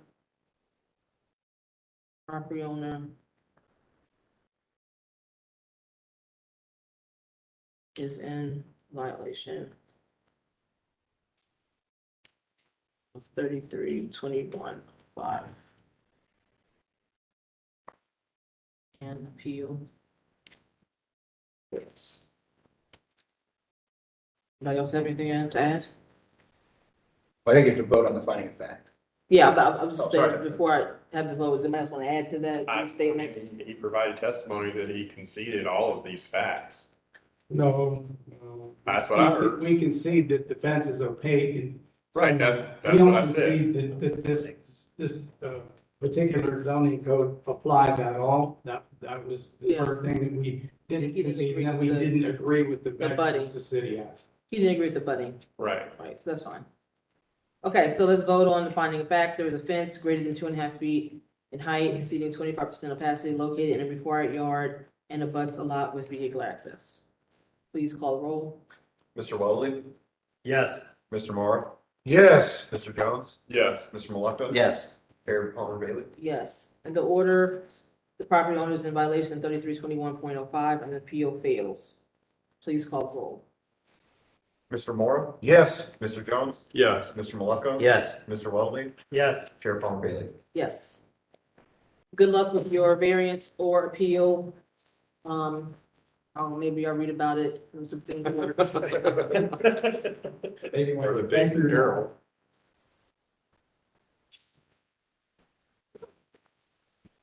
'46 West Park Avenue.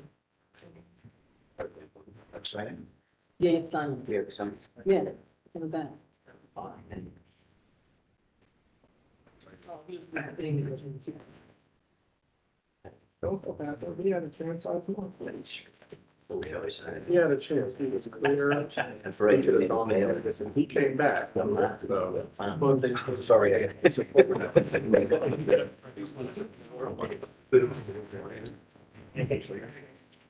46 West Park Avenue is located on the east side of West Park Avenue, approximately 130 feet south of West Capitol Avenue. It is zoned R4 residential and is part of the Franklinton Area Commission. The .09 acre site is developed with a single unit residential dwelling. Surrounding uses are primarily single and 2 unit residential dwellings. The applicant proposes to raise the existing single unit dwelling and construct a 2 unit residential dwelling. The variance is requested to reduce the minimum side yard setback. Planning is in full support of this proposal. The site plan configures the parking for a rear yard with greater compatibility with the surrounding neighborhood, as well as trees and pedestrian connections to the site from the West Park Avenue sidewalk, which is consistent with the C2P2 guidelines. Division of Traffic Management has no comments, and the Franklinton Area Commission recommends approval of this request. Staff can recommend approval as the requested variance is negligible, resulting in a proposal that is consistent with the surrounding neighborhood. Gotcha. State your name and whether or not you're sworn in. Aaron Walsh, and I have been sworn in. Okay. Do you have anything else to add to this application?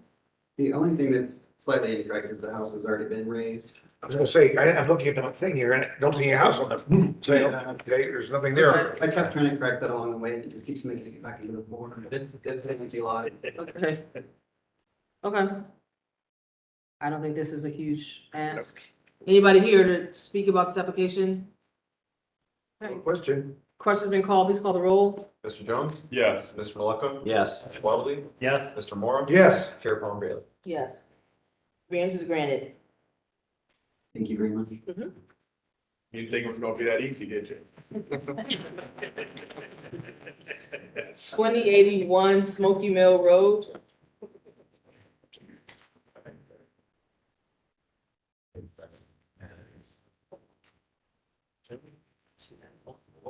Twenty 2081 Smoky Mill Road is located on the south side of Smoky Mill Road, 490 feet west of Smoky Road Road. It is zoned SR suburban residential, is located in the far northwest coalition. The 0.18 acre site is developed with a single unit dwelling. Surrounding uses are all single unit dwellings. The applicant proposes to legitimize a 188 square foot driveway expansion and is requesting a variance to reduce the parking setback from 25 feet to 0 feet. The applicant is responding to a zoning code violation order from July 22nd, 22, addressing the expansion of the driveway without zoning clearance. The received site plan displays additional landscaping in the front yard, mitigating the impact. Planning's comments are that the received site plan displays additional landscaping in the front yard, mitigating the impact of the expanded drives and impact on the natural environment, consistent with the Northwest Plan Design Guidelines. The Division of Traffic Management has no comments. The Far Northwest Coalition of Columbus recommends approval of this request.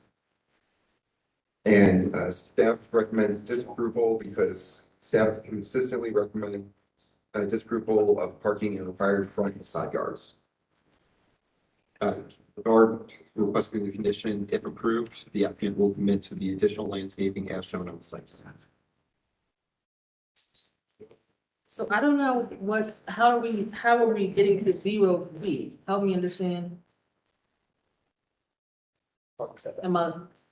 I'm looking at the pictures and I'm just trying to understand what we're talking about. The parking setback is set for 25 feet, so they wouldn't be able to park in the driveway, essentially. So by reducing it to 0 feet, it would allow that. So park in the driveway or on the side? The driveway, and which is an expanded driveway as well. Oh, But because they you're can park not, on the but they can park in the driveway from the garage. They just can't park on the side. Okay, gotcha. And that means it's a parking setback issue? Yeah. Okay. Okay. And I wanted to see how close, do we have a view, like an aerial view or something, to see how close that, no, go back. Right there, that's all I want to see. How close was the property? So do you all? So it's not even wide enough for A car. a car.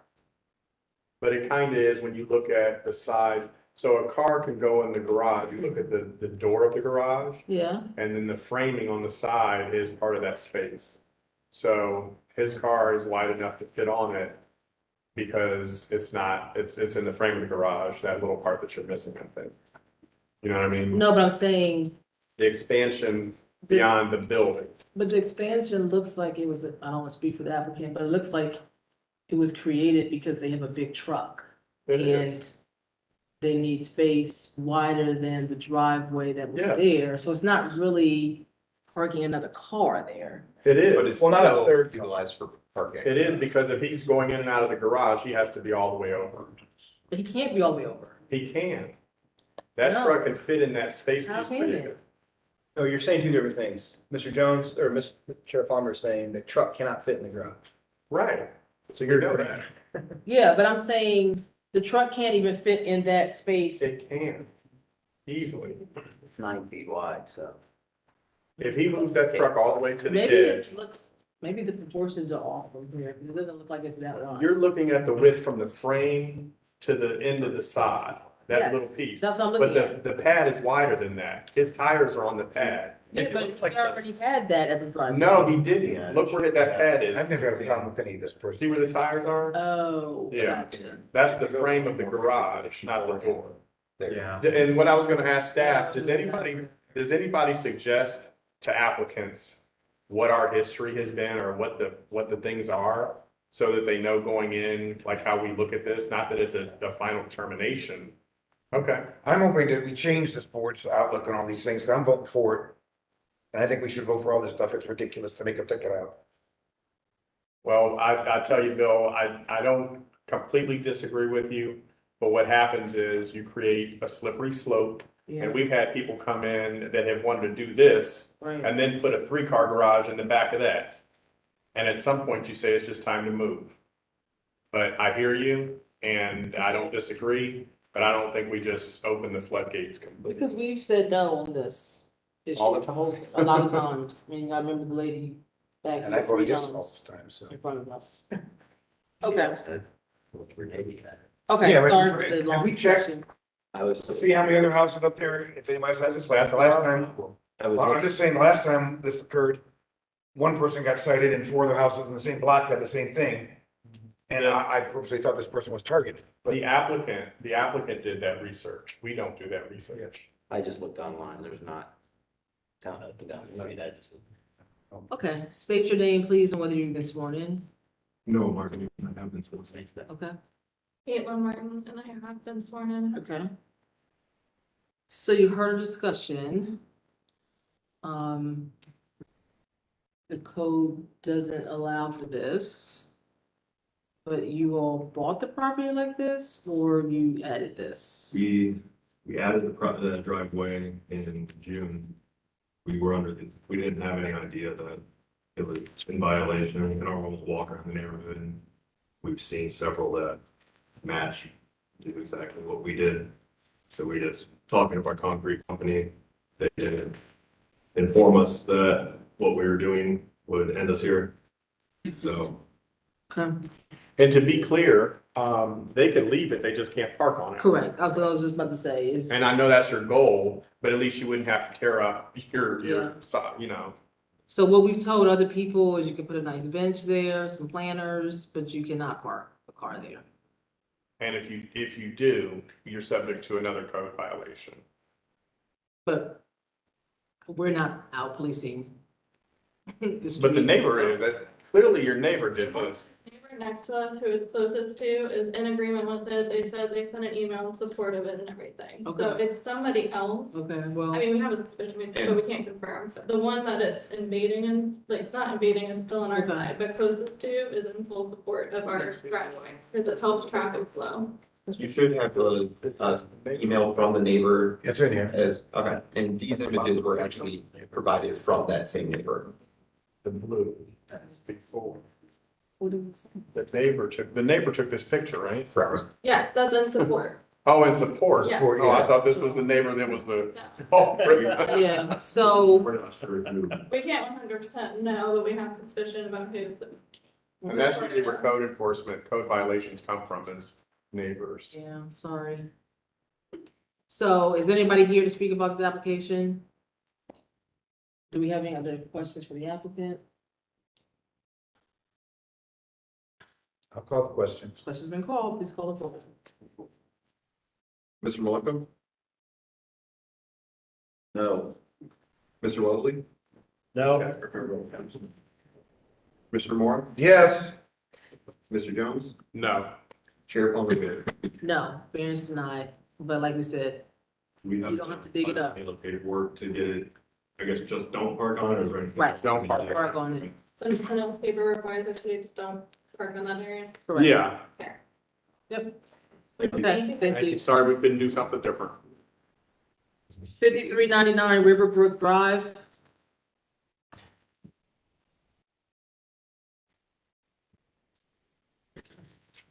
Just real quick, there's two letters, from neighbors on, this one.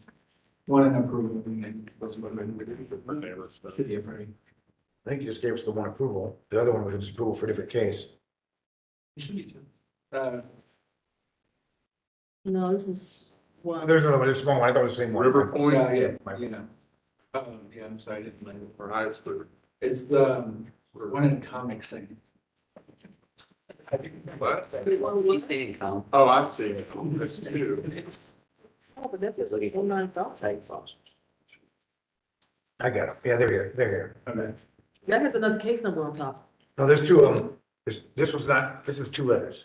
Yeah, One's just small. this is 095. One letter. 105, 095, and 099. Yeah, You should have, 099 and 099.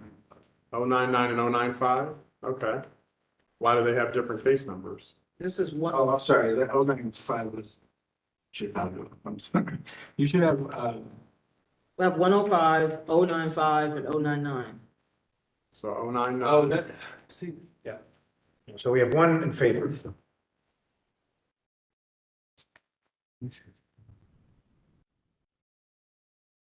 Yeah, 099, that's. It's these two, the person writing it, look 105. But it's one of them. Whatever. You sure? Yeah. This So this is is one of, this is what we're doing. Yeah. This is for a different case, and there's no negative. River Point sounds like it's near River Pebble or River Brook. Yeah, one that says 095. Yeah, that's. 105 says River Port. And that sounds like it's near River Brook. Oh, yeah. Okay, so. And it's the same zip code. So this 095, And then, 105 Both goes to together? this. Yeah. 105 goes to this. Right. So, okay. Get rid of it. 099. 099 can't go to this. 099 goes to a different case. Yeah, it says Ice Street. Sorry, that's true. So only one letter. And there's another. Two, come on, Michael, stay with just, Show me your two. please, sure. It's the, Or the numbers. I thought you said that was for Chicago. That was, no, sorry, that's just. Yeah. Okay. Okay, we're ready. 5399 Riverbrook Drive is located on the northwest corner of Riverbrook Drive and Riverport Drive. It is zoned LR1 residential and there was no variation. The 0.18 acre site is developed with a single unit dwelling.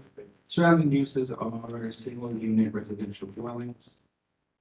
The applicant was cited for erecting a 6-foot privacy fence past building setback with driveway access along neighboring property on Riverport Drive. The variance is being requested to legitimize the fence. Planning generally supports the proposal, but requests additional street trees along Riverport Drive. Columbus statewide planning policies state that street trees should be provided because they provide shade, aesthetic appeal, and environmental benefits. Due to the proximity of the fence and sidewalk to the street, planning requests additional street trees along Riverport Drive in consultation with the city forester. The Division of Traffic Management states that in consideration of the reduced speeds necessary to traverse the intersection of Riverbrook Drive and Riverport Drive, it would appear that the intersection site distance and site distance for adjacent driveways would not be adversely affected by the requested variance to reduce the minimum required vision clearance parameters.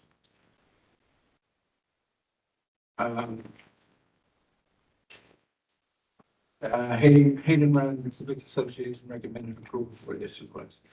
Staff can recommend approval as the intersection site distance and site distance for adjacent driveways would not be adversely affected by the requested variance. We are recommending the condition that applicant would provide additional street trees along Riverport Drive in consultation with the city forester manager. Okay, so now we have another abutting. He should have stayed here a little while longer. He's doing it in variance. Okay, state your name, whether you've been sworn in. My name is Kurt Schulenberger and I have been sworn in. Okay, go ahead with the additional testimony. Sure. So I respect the zoning code. I understand the zoning code.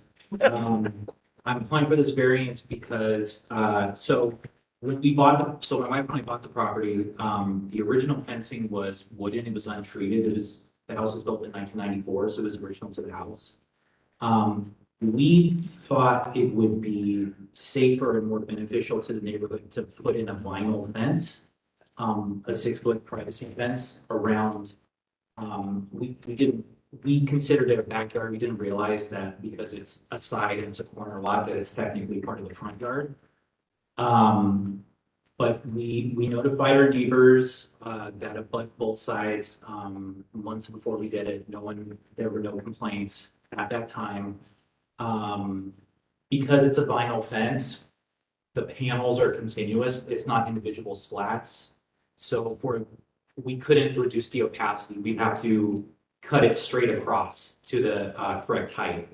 So that's why we're applying for this variance. And also this particular subdivision, there's no through streets. It's a loop basically. So the traffic is pretty minimal. It's just residents and the school bus. So we don't think it would endanger the neighborhood or pedestrians or oncoming traffic to have the fence where it is now. So there's no driveway that I can't see in this picture right here. Yeah, so right there. the photo is taken From the driveway. Yes, But you're saying that it's far enough back, far enough away.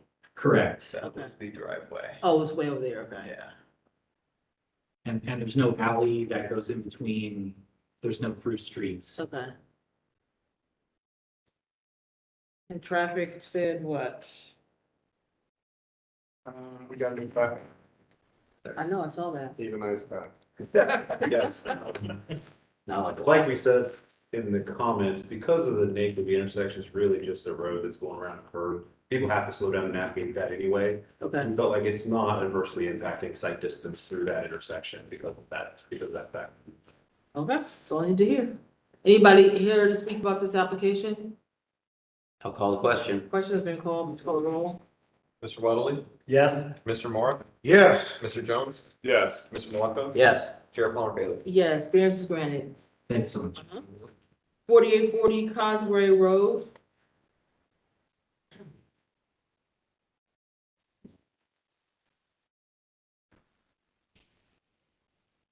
.4840 Causeway Road, located on it's a landlocked parcel that is located on the east side of Causeway Road, setback approximately 813 feet from Causeway Road, as approximately 950 feet south of Hayden Run Road. The site is zoned R Rural District and is located in the Hayden Run Civic Association. The 10.48 acre site is currently undeveloped. Surrounding uses are primarily single unit dwellings to the north, west, and south, and multi-unit dwellings to the east. The applicant proposes to split an existing landlocked vacant parcel into 2 5-acre lots for development as single unit dwellings and is requesting a variance to allow the proposed dwellings to not front on a public street. Planning has no comment on this proposal.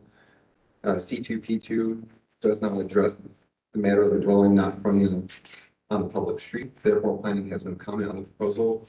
Division of Traffic Management has no comments. The Hayden Civic Association recommends approval of this request.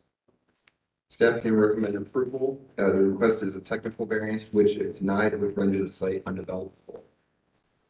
Is not requesting any conditions. I have a question. Now, in the state of Ohio, and many states, as I understand it, you can't have a landlocked parcel.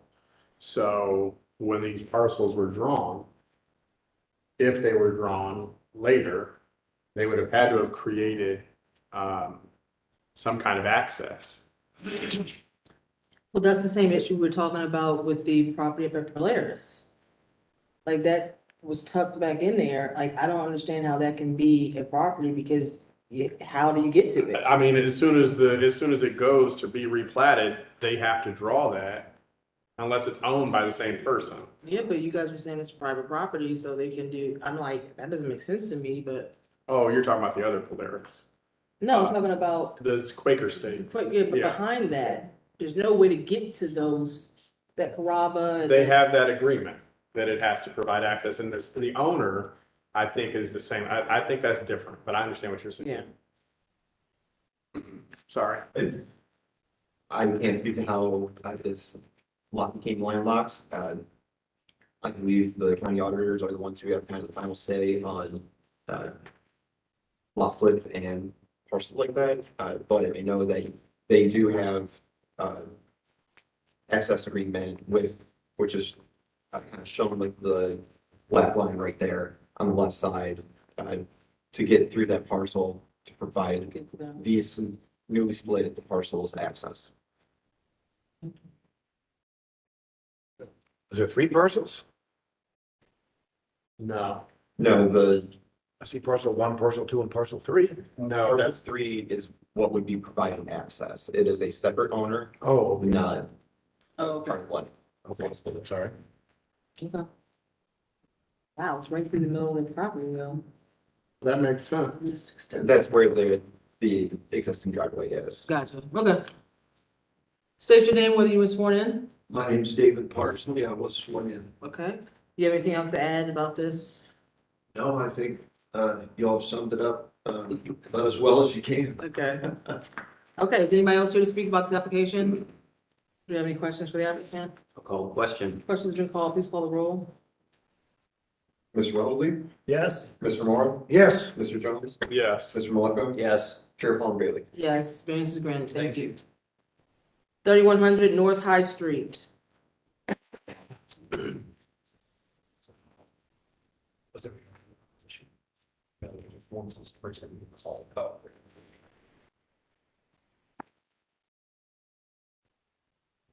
Ready?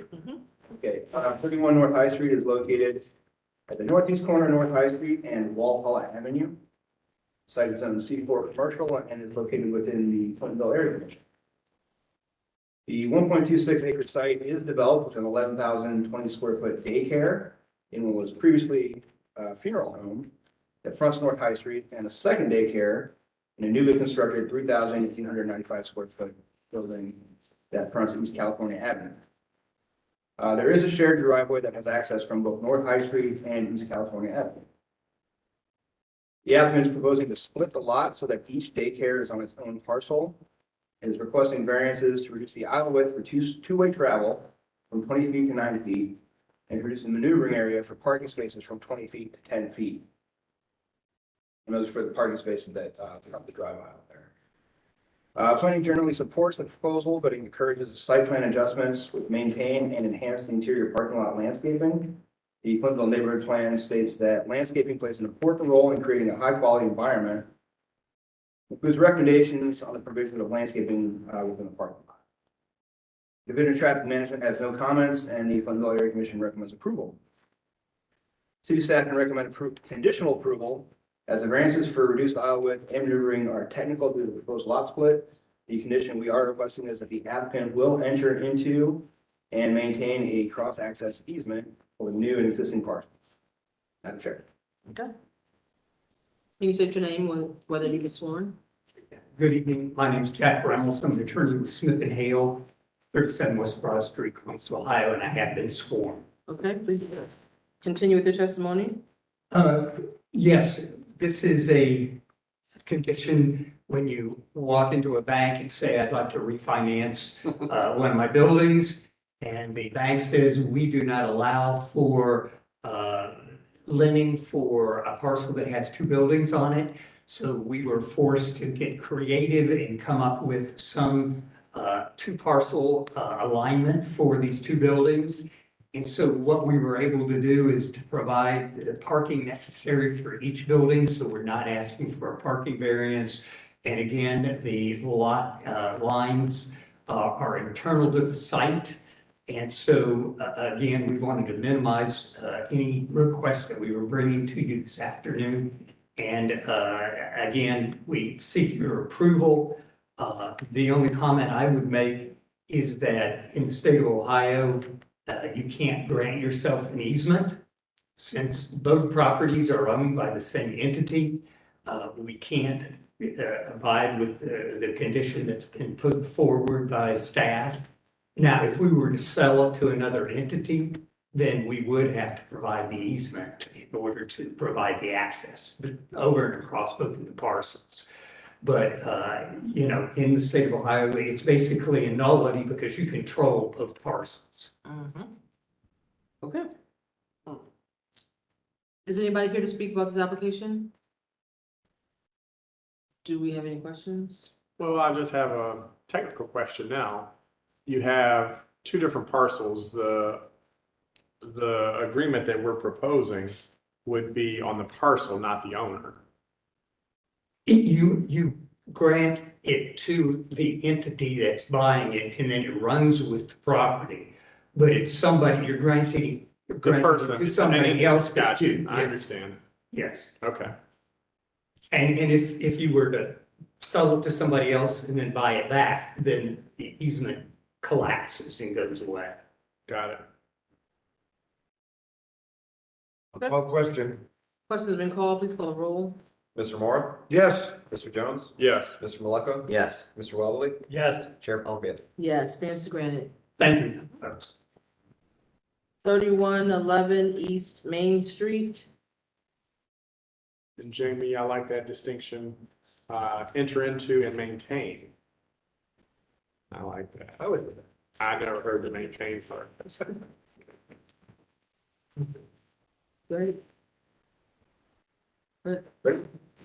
Okay, 3111 East Main Street is located at the southwest corner of East Main Street and South James Road. The site is zone C4 commercial and is located within the Mid-East Area Commission. The 1.126 acre site is currently developed with a 5,709 square foot retail building. Surrounding uses include an eating and drinking establishment to the north, fuel station to the northeast, tool rental business to the east, single multi-unit residential dwellings to the southeast and south, and an office building to the west. The applicant proposes to change the use from storage to a medical marijuana control program retail dispensary. An Ohio medical marijuana control program retail dispensary requires a special permit from the Board of Zoning Adjustment. In the special permit section, it does state that applicants shall provide proof of compliance, providing notice to all property owners within 250 feet of the proposed location, and that applicant shall also provide a presentation to the applicable area commission or civic association if established. At the time of the writing of this report, they had not done that, but they have since met with the Mid-East Area Commission and had provided a presentation to them. I've also confirmed that they have provided notice to all 250 property owners. And as of the writing of this report, staff can now change the report from disapproval to approval with no conditions. I have a question. The first one we approved, isn't it right by this?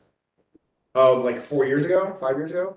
No, it's not that long ago, it was this year. No, it wasn't this year. It was, we're still up in Carroll Avenue. Yeah. That was the very first one that you guys heard, and it is, Oh, I thought we close, but there is a certain distance separation. This is the one.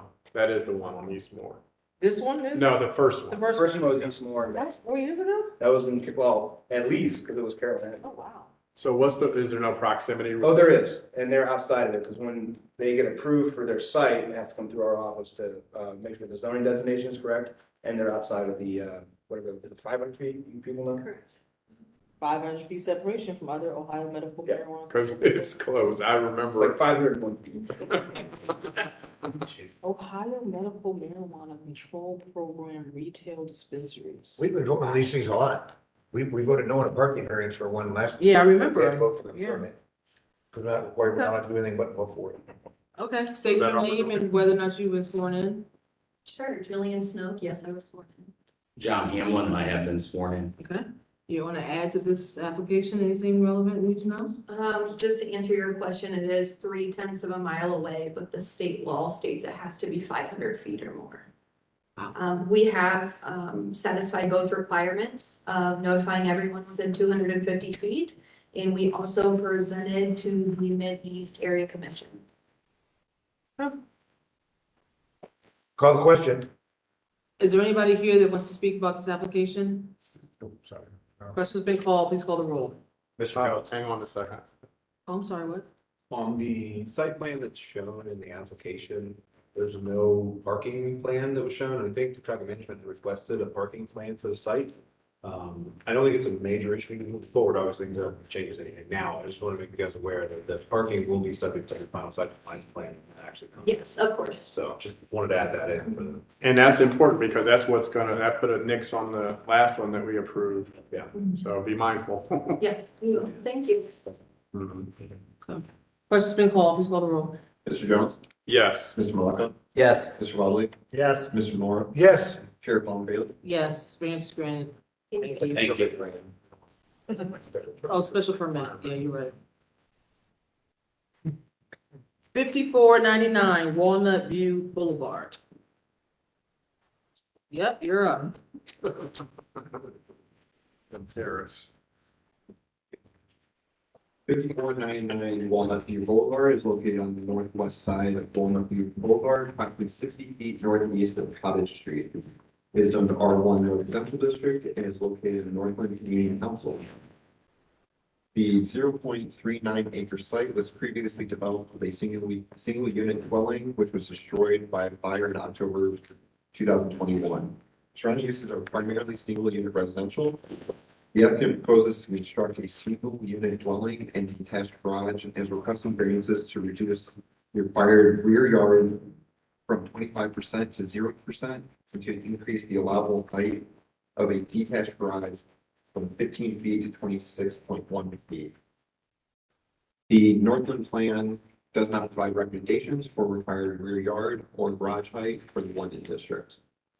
The Division of Traffic Management can support this application moving forward, but would like to note that the pending sale right-of-way process will need to be completed prior to any construction work within the current area of right-of-way. The Northland Community Council recommends approval of this request.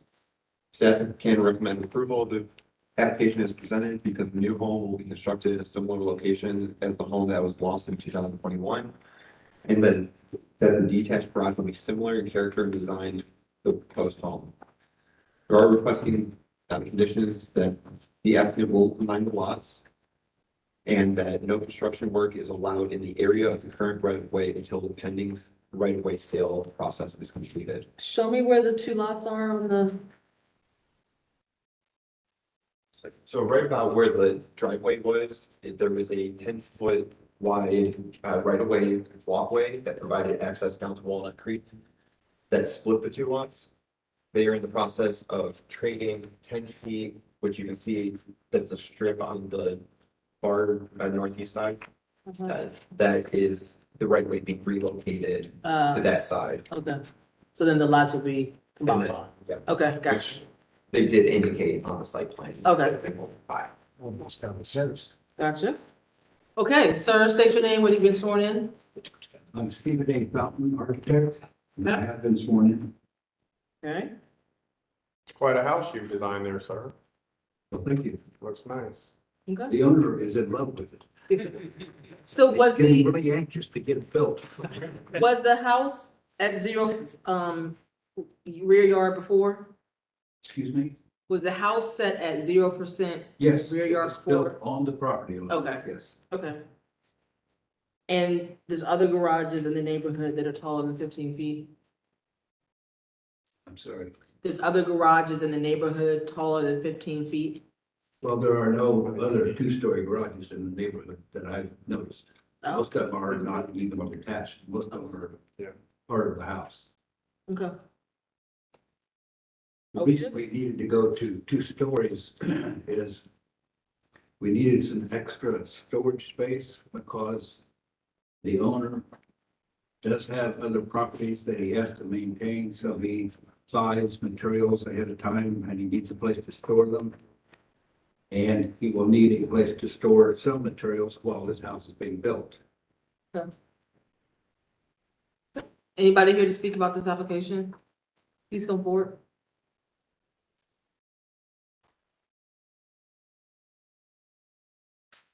Good evening, Chair Palmer, or Bailey, I'm sorry, Dave Paul again with North Community Council.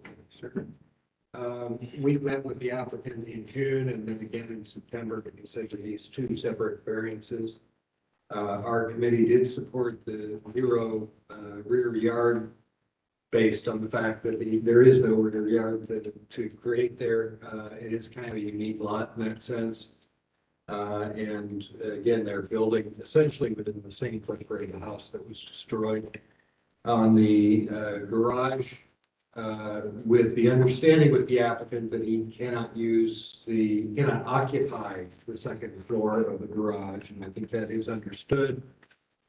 We supported it on the basis that it does not appear to impact any adjoining property in terms of denying light, view, etc. And it does mirror, which is really the point, I think, the architecture of the house. That really was their primary intent. Okay. So our committee did vote to recommend support of this application, and we would appreciate your consideration. Okay, thank you. Thank you. They So- don't pay you enough, Mr. Paul, to sit here for all these things. They don't pay you enough to sit here for all these things. So, Mr. Fountain, do you agree with the conditions that the lots will be combined and that you have to get the right of way? Yes, I do understand that condition. To bring you up to speed on where that process is, the survey work has been contracted for and we had to wait a while because they were busy. They completed their work about a month ago. They needed 2 weeks to edit it so that the county could accept it, the auditor's office. And 2 weeks ago, I requested them to send me the documents so that I could review them and make sure that they were going to be correct. They did not send them to me, and as of today, I finally got them to send me the document, which was not what we had asked for them to do. They gave me a new survey of exactly the conditions as they are now. I will get it corrected very shortly. Okay. Yeah, you don't have to have it done by today. It's just a condition to move forward. No, I understand. Okay. But they will be done before we start construction. Okay, sounds good. If there's no other questions, I'll call a question. question's been called, please call the roll. Mr. Mullica, Yes. Mr. Lovely, Yes. Mr. Moore, Yes. Mr. Jones, Yes. Chair Palmer Bailey. Yes, variance is granted, thank you. Thank you. I do have one question. If this is approved then as a zoning clearance, I can now request the permit drawings to be reviewed for a building permit, right? You will still have to finish going through zoning clearance. Tomorrow you will receive the commission order, Right. which will allow you to send it on to the zoning hearing. Because I have it ready. 1108 South High Street. You guys have a letter for that one too. Now I know why you wanted everybody. This one. It's, it's gonna be.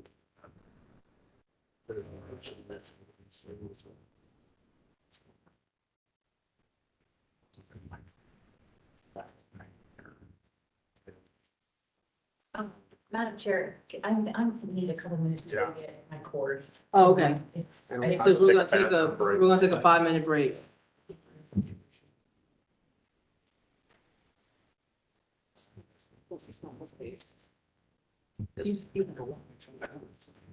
Wow, oh, he's upstairs. Yeah, this is-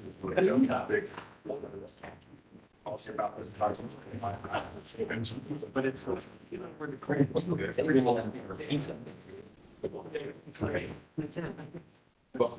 Molly, how are you? So second highest, it's third on this side. Right. There's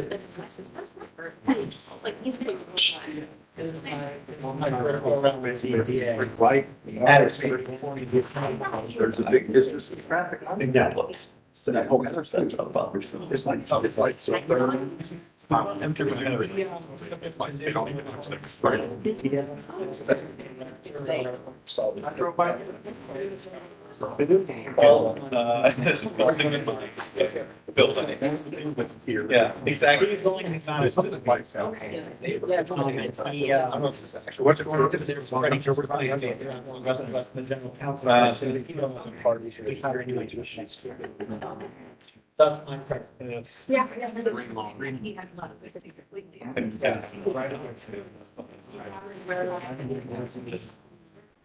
Okay. The case that was never done. So is that a solution? In Linwood. They're gonna, We're pretty close. Unless we go to the sixth circuit with, I, you know, we could. But I have, let me go to the restroom. Oh, right, yeah. I saw him this morning, actually, but I didn't know. I'll check it out. I'm happy to loop you in. Why didn't they say it in advance? Yeah, they seem like. That's a waste of time.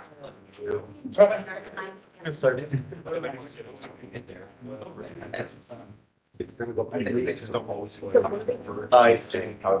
Another thing, I'll be sure that make sure I'm not here, but yes, I. It's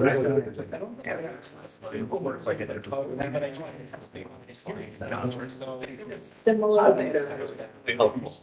I used to have that issue. I think that's the hard to sit, you know. You know, I do. Yeah, but I got like. Put slots. Through to the next. Yeah, they're worried about like. Go through.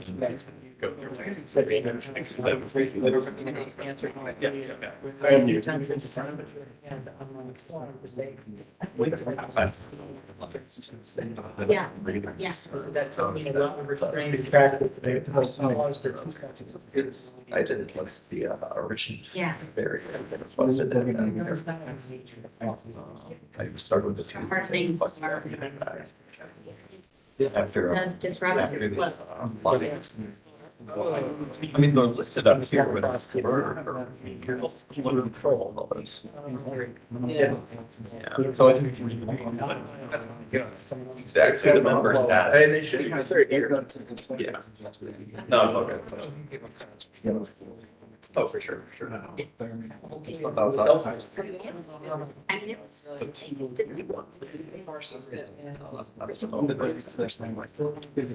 Yeah.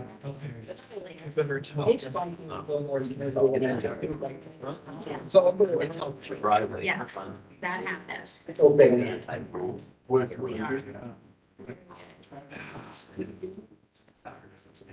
It seems like a million years. Did you do that much time to have? It does seem like. Well, I just know that he says. Yeah, it's kind of, that's kind of starting to see that. I don't like. Yeah, you just lost it out. That's right. And then read themselves decided. But yeah, so. Or, yeah.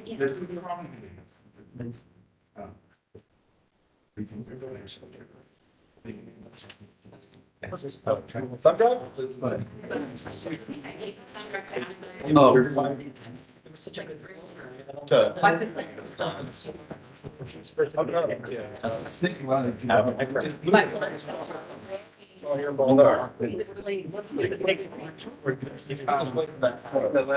From that one. Okay. What did you find? No. Question. I don't. Oh, you want us to? No. They want to control this, their residents. Oh, but we need that thing. You just plug it in. Plug it in. Okay. So they don't like business. Yeah. We have two PowerPoints running at once, ours and then theirs, so. Let's see how it works. That's right.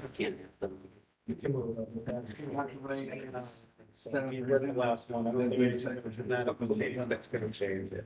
So I, the pointers. Somebody who said you can speak right to what actually happened. Oh, you can. That might potentially. No, they haven't. They can't, they gotta go back, they can't be on those. Oh, I have it open already. Proposal 6. I don't know, if I'm understanding that might invalidate all of those. Yeah, it's one of those two. It's, it did a weird thing. What did that bar? Yeah, they have. Oh, well. Okay. They just We'll have a reopen call it. for next week. There we go. And without all. Are we ready? I mean, Yeah. Do you want to put it on from the beginning? I'll just give it a test to see. We'll go to from the beginning. So. Oh, I see what you're saying. Yeah. So you see That, the paragraph right here. Oh, maybe I turned it on. Read this. Oh, there we go. New people, 28. Oh, that's that one. Thank you.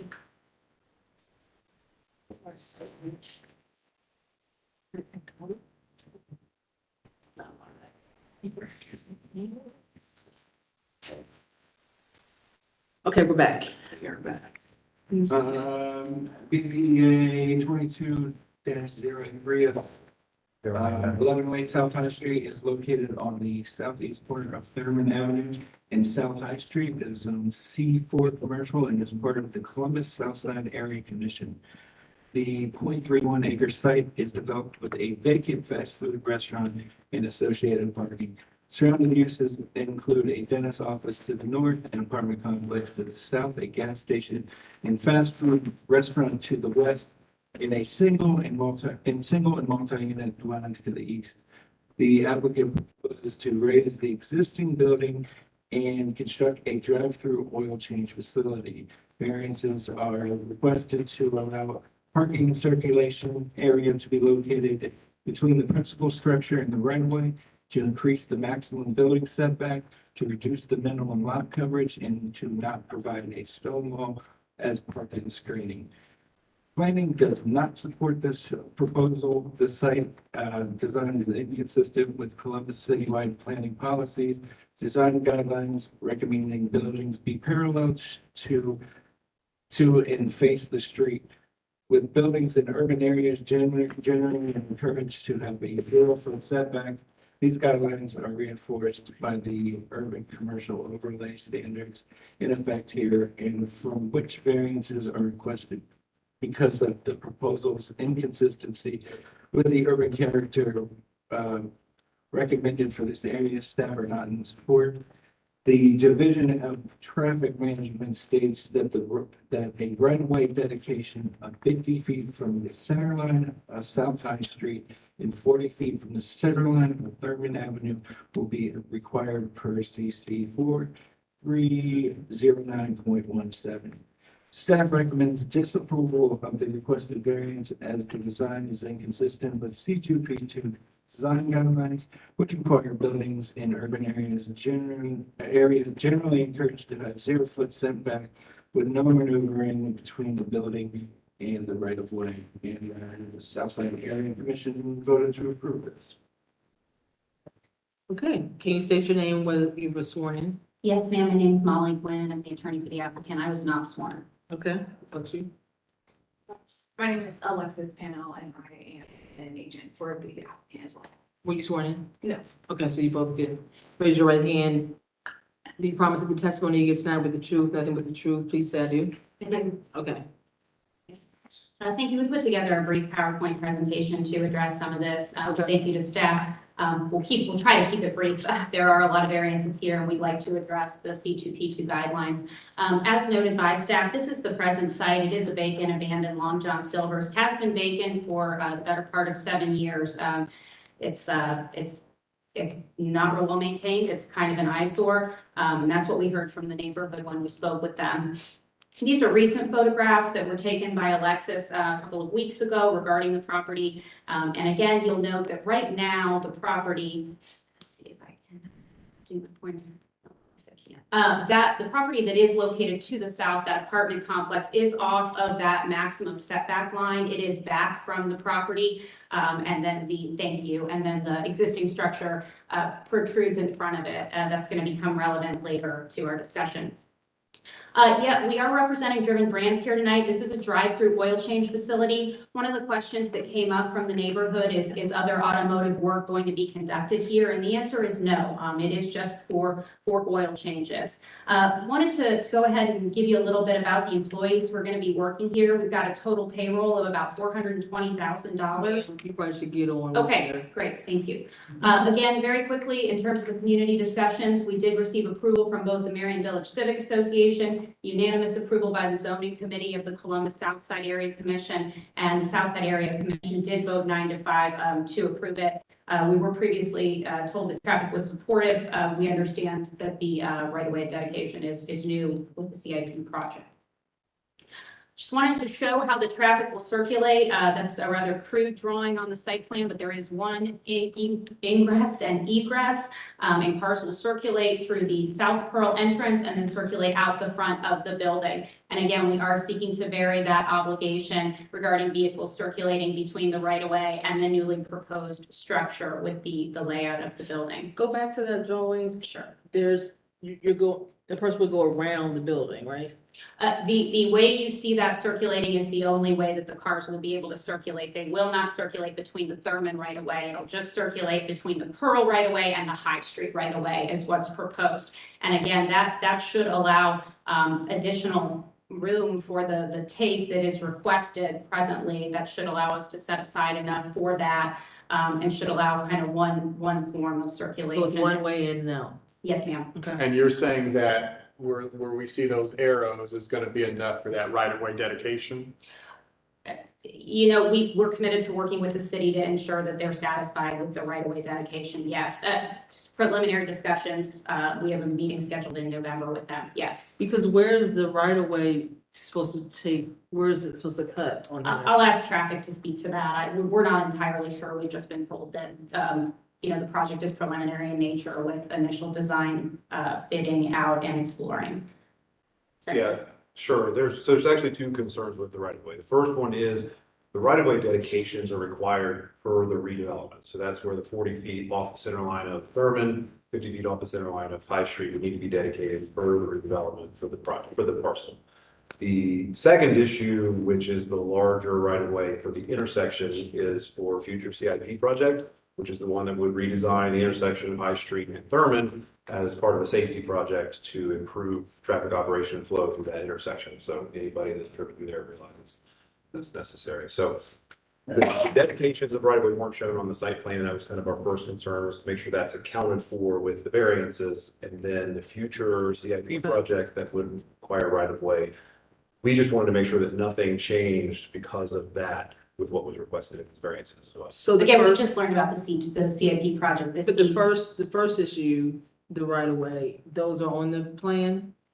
She's saying where the arrow is, so from the building where those arrows are Wait. to the middle The line. arrows on the left. Yeah, the arrows on the left in front of the building, as long as the building is there and you have 40 feet from that building line to the center of High Street, that has to be 40 feet, correct? But 50 that's, feet but, for High Street. 50 feet. Yeah, 50 feet for but I High, thought- 40 for Thurman. but I thought the idea was you wouldn't be able to use that space. You can't build anything. Yeah. And so theoretically, the city could come through and take all of that, and then they would have nothing, and then they would be in violate, they wouldn't be code compliant. No, they would be. They would Even be? more so, yeah. Really? Driving right onto High Street? Because this is in the urban commercial overlay, it's a maximum setback, not a minimum. Oh, The okay. closer you are to the right of way, the more in compliance you are. Yeah, I was gonna say that. 'cause So they- they'd be fine there. My bigger concern But is, they're not up against High Street. yeah, they are. Well, same thing with High Street, but the problem is there's no maneuvering allowed in that area. So if they're maneuvering in between the building and High Street, that's what the variance is for.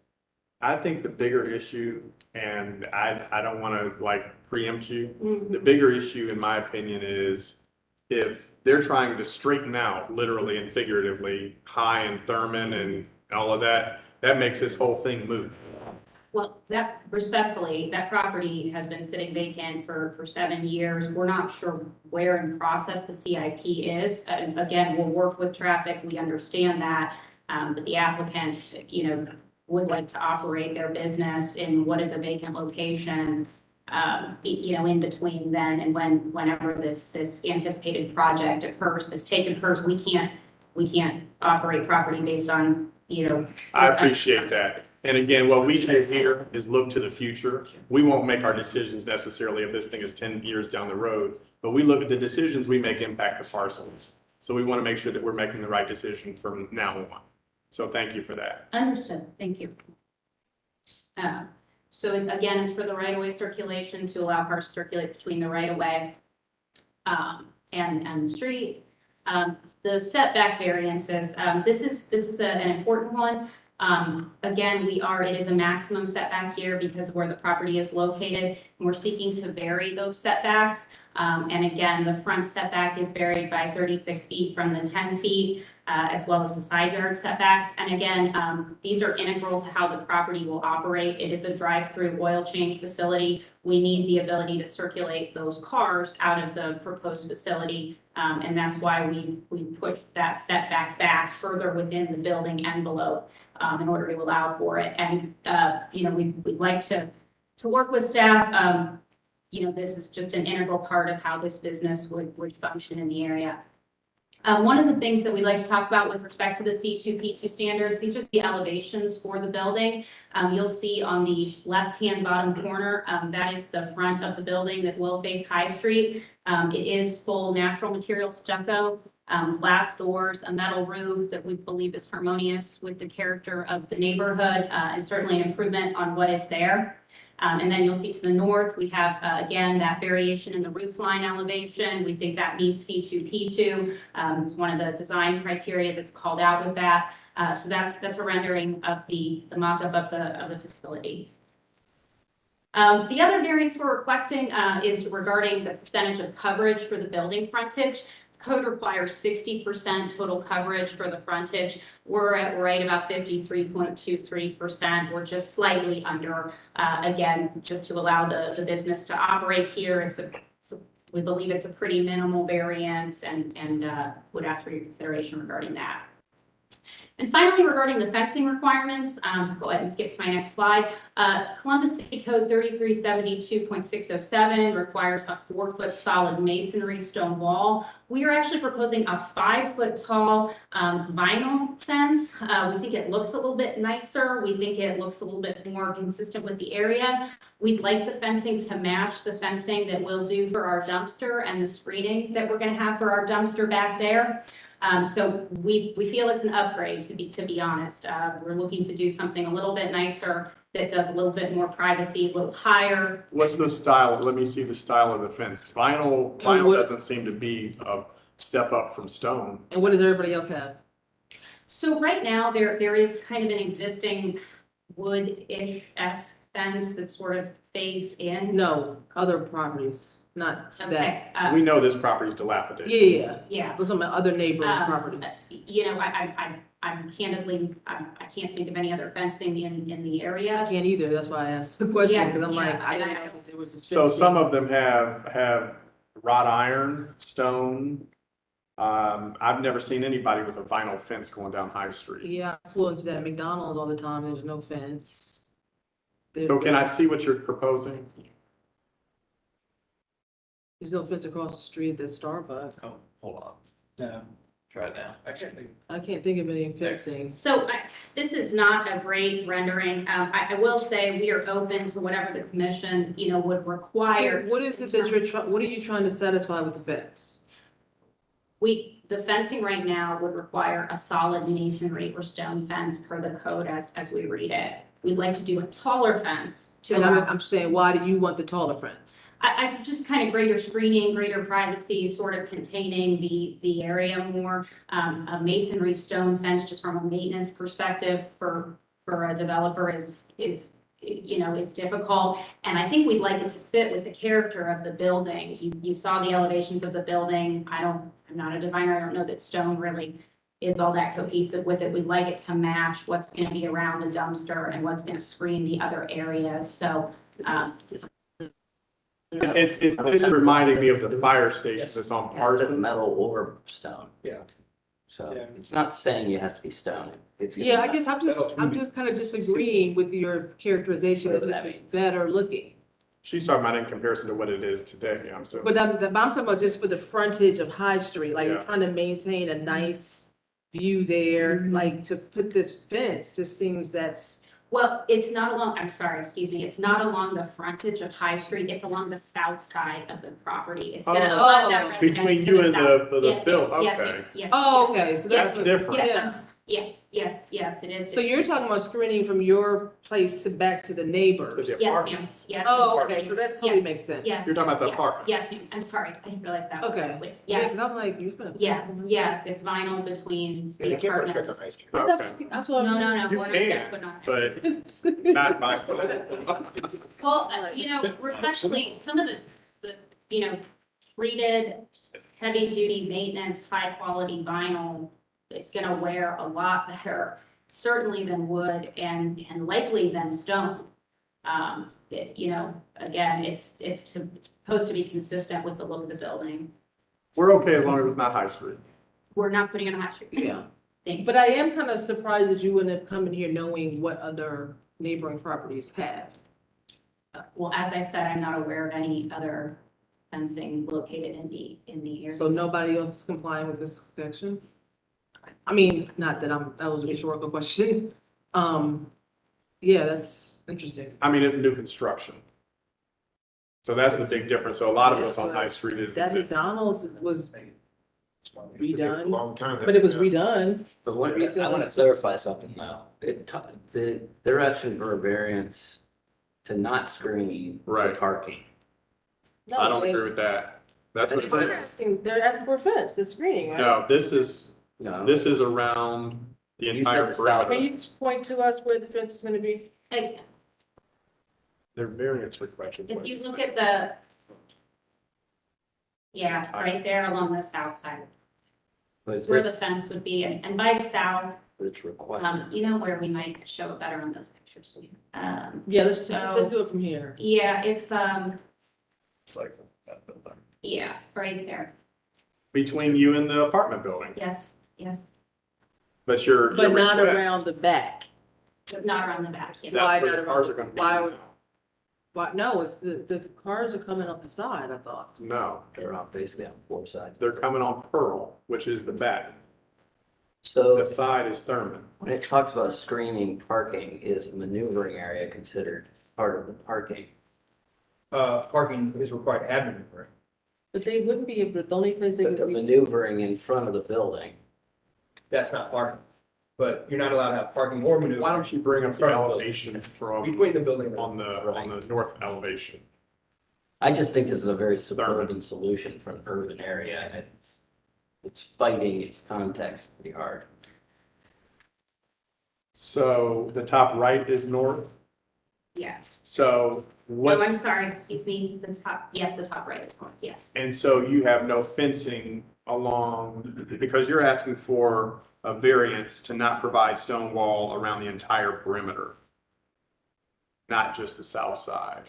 Yes, correct, but I don't believe, my understanding is that you have to fence between inconsistent uses. I don't believe it's for a full perimeter fence is required. I can't speak to that. I'm just wondering what what this north viewpoint would look like. I don't think a because- perimeter fence is required, but screening of all parking with a fence is required. We do have screening, we do have landscaping, we are prepared to meet the code regarding screening and landscaping requirements. So then what's the variance for? The variance is for the material on the fencing that is going to be along the south side of the property. So we can spell that out and make sure that it's just for the south side. Yes, sir. But again, all areas parking lot screening shall be a 4-foot high solid masonry or stone wall. Then there's parking on 3 sides of this. Yeah, that's what we can't really understand Yeah. what the north side looks like. Or what about the So the north, east side and the north side that don't have any screening? There is screening and landscaping proposed along the site and around the plant, and it is, Yeah, if we could see that, that would be helpful. Have that. We have a landscape. I mean, I would imagine her proposal was she's splitting through, so. Got some trees here. I don't see a fence. You don't have this I on? don't see a fence either. Do you have something there you can walk up? Well, you can't walk it up to us. They won't let you. It's a safety hazard too. Or a safety hazard. Still watch you tripping over the wires. you can Yeah. make this one too. Oh, they're the same. They show the same thing in terms of landscaping.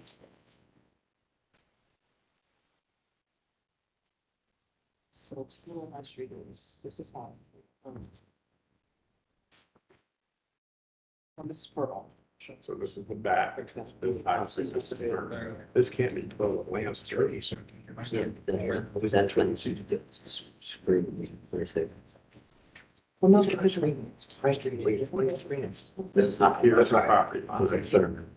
Okay, there's supposed to stand. Oh, that's around the cars. Sure. Yeah, that's. But what's also small landscape? Yeah, that's What would you want to do there? Is there landscape? What is this street right here? Just. We're not seeking a variance on any of the landscaping requirements, I want to be clear. Well, we're considering No, we're part of talking this about perimeter wall. We consider part of that. stone wall around the entire perimeter. That's what we're getting at. It's, all it's saying, again, so it's saying it's requiring screening of the parking. Right? So you want to screen on Thurman Avenue and So one on it's- High Street? It's calling, that's what it calls. She has it on here, this landscape to the Yeah, but I'm south. talking about, you want to build a fence, Yeah, that's what. Thurman Avenue and High Street? There's landscape right here, Wherever there's here, parking. here. The code requires. Here, here, here. See, Why would you want to build why would you want to build that on High Street and Thurman? Well, it's not on High Street because there's no parking. That's why you didn't see it. I don't see any parking on Thurman. So we see the landscaping on Thurman. Yeah. Well, we kind of. No, this. Yeah, you could even this see it up existing. here. Well, it's still there. This, Well, you can't go by this you thing. can't go by this. What I'm saying is it's there. That's not screening. What do you think bushes? I mean, the bushes are screened.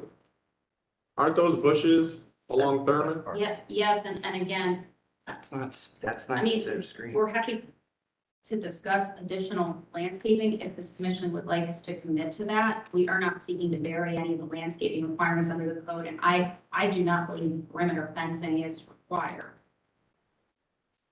So whatever 3372-607 requires, that's what they're asking for variance from. So what is that section?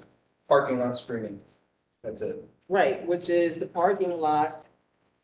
I don't have the, where's the parking lot here? Isn't it up on Thurman? So it looks like there's parking Right here here. Right, and then a handicap spot here. so, Correct, if I'm wrong. That's correct. so if there's parking on abutting Thurman, then shouldn't there be landscaping right there? Yes, that would be my read. Right? That would be Isn't all. is that what you're planning on? Yes, again, we're not seeking to vary any landscape requirements under the code. Right, but we're just trying to visualize, like, they're telling me this isn't even valid anymore. Well, these are fairly detailed levels of plans that we have. Who said here. this is old? That's an existing, that's existing what's there today. I don't need anything that's there today. There is a landscape plan. This is wrong.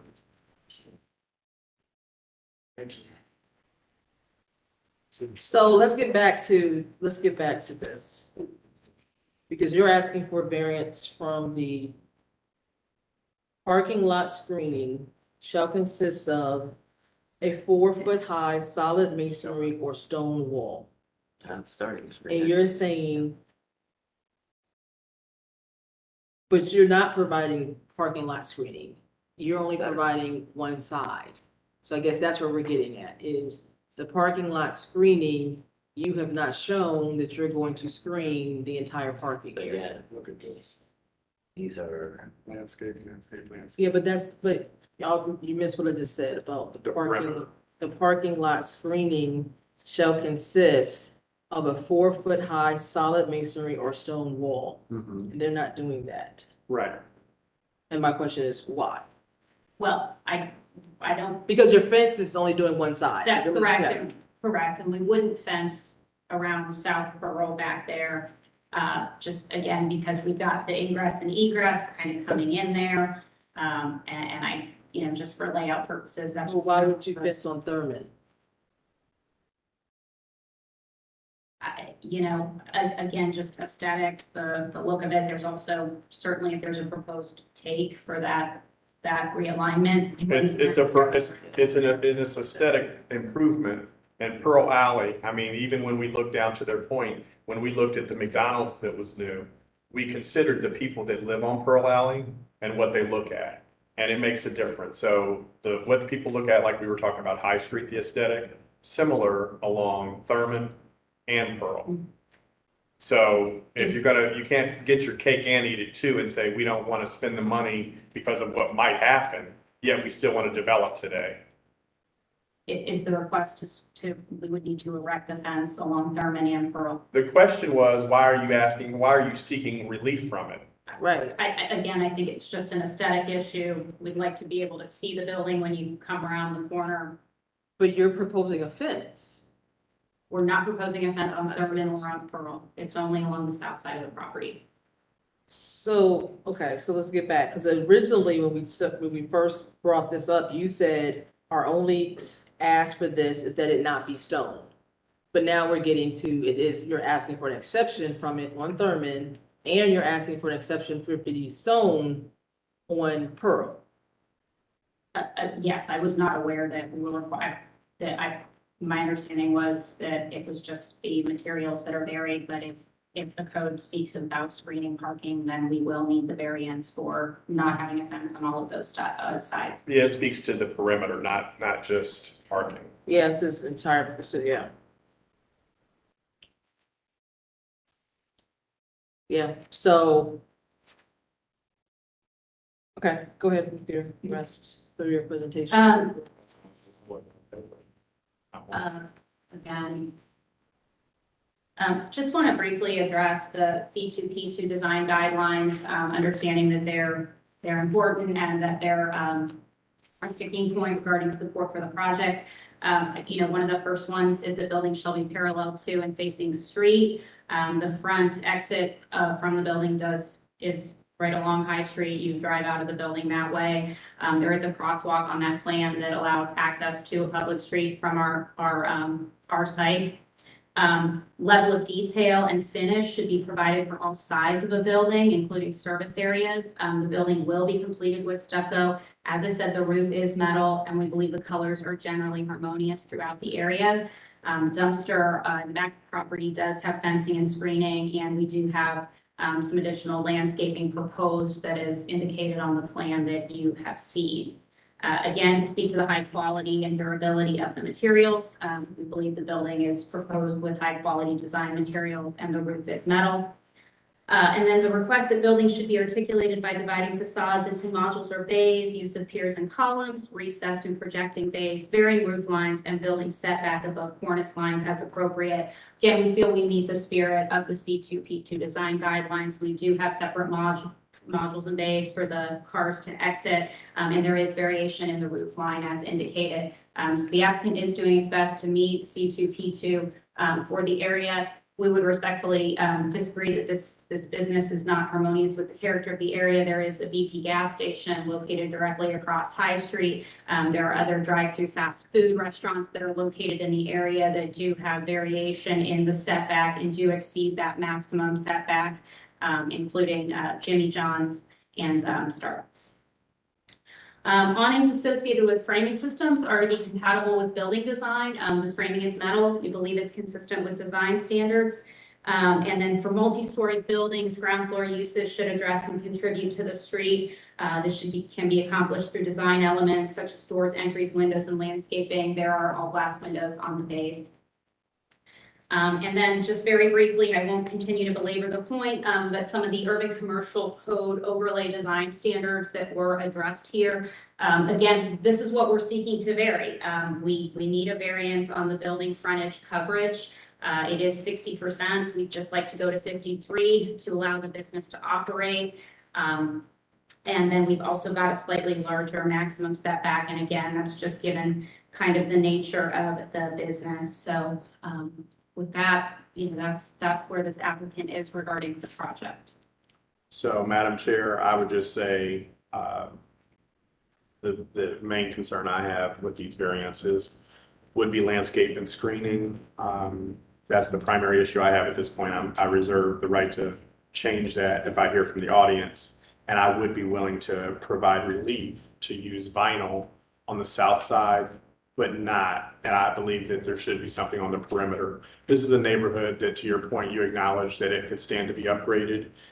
Let's upgrade it if you're going to do it, right? And so I think some perimeter fencing that is appropriate with the neighborhood and what the neighborhood has historically been would be a good start.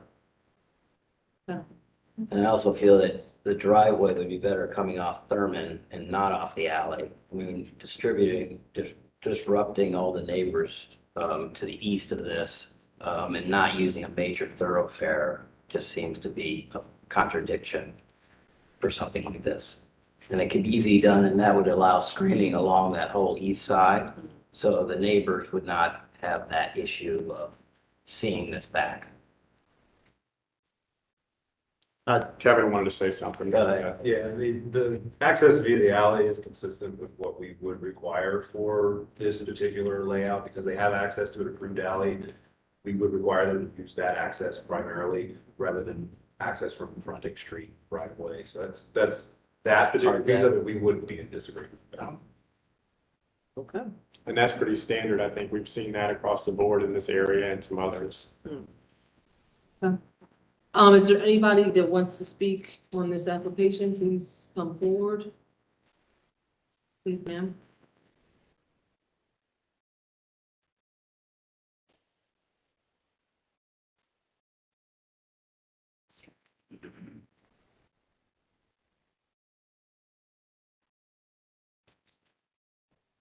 Go ahead. State your name for the record and whether. My name is Anne Marie McDonald. Were you sworn in? Yes. Okay, go ahead.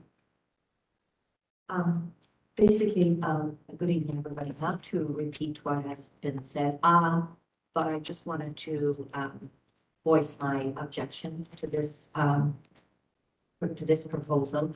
I reside adjacent to this property on Thurman Avenue. My address is on Thurman, but the sign of my home is on Pearl Avenue, immediately to the east side of, yes, that's it, immediately to the east side of this building. And I have several concerns which have been pretty much addressed, but my three major objections to this are the landscaping piece, which still hasn't really been addressed in terms of the trees that are right there on the east side. It was brought up. I have a real concern with, and I know this picture is not doing it justice, this image, in terms of the entrance off of Pearl. Yeah, that's better. Off of Pearl, you can see my fence, wooden fence along the side there. Right, assuming, and I couldn't basically differentiate from that drawing earlier, or excuse me, from that map earlier, is that the entrance to my garage and rear driveway are immediately behind those green trees, which would be right adjacent to the Pearl entrance. The proposed main entrance, if my understanding is correct, in terms of the entrance to this property, to this new proposal. Yeah. Yes. And then the other is with regards to the fencing in that specific area. You have either good quality wood, because I actually reside in German Village, but the property, the proposed rezoning is actually in Marion Village, and making reference to like BP and so on, they're actually in the brewery district. And as most of us know from that area, we do try to endeavor to keep the historic preserved nature of that area. And admittedly, the current situation of that derelict / abandoned development, but that is not, the current proposal is not in any way congruent with the mission of either of Marion Village or German Village, but I cannot speak for Marion Village. Can you pause on that for a second? Yes. Speak to me about what you mean when you say the mission. In terms of historic preserve, in terms of the mission of German Village and or Marion Village, and I am not a member of Marion Village. I've attended a few of the meetings. In terms of preserving brick, masonry, and so on, and having like wrought iron fences, having the masonry, whereas the discussion previously or so far tonight has been basically to be exempted from, and this again has been brought up by a member of your board here in terms of under the landscaping and screening. I'm still sort of at a loss other than on the south, get my direction right, south side between the apartment complex, which is currently wood. And that's being proposed to be some type of vinyl. But I'm not at this point understanding or satisfied with what's going to go either on the east side, which would be Pearl, which obviously would be my major concern, or on Pearl, on Thurman. Yeah. And currently on Thurman, there are shrubs. There's a whole line of shrubs. I'm not sure what the proposal is. You can sort of see it there. So question for you, ma'am, are you in agreement or disagreement with the vinyl fencing on the south side? I'm in disagreement with the vinyl fencing. This is the first that I've heard of it. I'm also in disagreement with the traffic flow coming in from Pearl. And I am still not understanding the parking, where there's parking, and also there'll have to be sort of a turnaround area for the cars. And right now there seems to be 2 exits or entrances, I'm not sure what they are, off of Pearl, and 2 additional off of Thurman. It's not very visible on that, but that's one. And then there's one further north on Pearl. By my understanding, ma'am, Yes. it's one way in, one way out off of Pearl, Off of Pearl. the alley, and we've heard from. Yeah. Yes, So it's in on Pearl Crazy, I and think it's that's out pretty on. big. And that's something that we don't have. One at a time, please. But whatever. So that's something that the property owners cannot change because that's something that's being dictated by the city. By the city. Some stupidity from the city, I'll agree with you. Yeah. And, So and can you my- speak to the concern about your driveway and your? Yes, I'm concerned, again, it's better from the actual picture than from the map. My rear entrance driveway, which is where I have a detached garage from my house. And it sits on, there is an alley down there called Rats Alley. So there's the junction, the intersection or the main entrance, my understanding of this proposed property is at the junction of Rats Alley, which runs adjacent to my driveway, as does Pearl. Pearl runs, I guess, perpendicular. And when cars are turning in to that entrance, right? Depending on the size of said vehicles, right? And they have to make a sort of a curvature to get in there. It's going to be on the apron. I can't see how it's not because Pearl Avenue is narrower than Thurman. On your apron? On my apron, on the brick apron to my garage. Understood. Yeah. So not That is in the Pearl main Alley, concern. but on your property? Correct. Okay. Because you're saying the alley is only so many feet. Because wide. Pearl Street proper, it's called Pearl Street, South Pearl Street, is, if you meet a car on South Pearl, especially with the parking along the side, one of you has to give right away to the other. You have to pull in. It's not like, Thurman Avenue, which is a 2-way street. And Pearl Alley is also, bricked. Pearl Street, pardon me, Pearl Street is also. Does traffic know that about Pearl? Of course. The width, I'm sorry. Yeah. The width. I don't know. Yeah, I was just getting ready to try to mention. So why would one go in and out of there? That's some stupidity. So the right of way is 35 feet. Yeah. Says the right of way is 35 feet. On Pearl, Not yeah, Pearl, that looks to be but about. I think they could that's navigate to the that. face of the building, it's Yeah. not the driveway. I think you can navigate that. The city considers an improved alley at least 20 feet wide. So That's this fine. is in excess of that. So that's 20 feet. I don't think that presents a problem that they could loop in there. I mean, they have 2 lanes going in. Basically, yes, yes. Uh-huh. Okay. Thank you. Thank you. Thank you. Anybody else? Ma'am, did you sign the sheet? Does anybody else want to speak about this application? Okay. Applicants, please come back.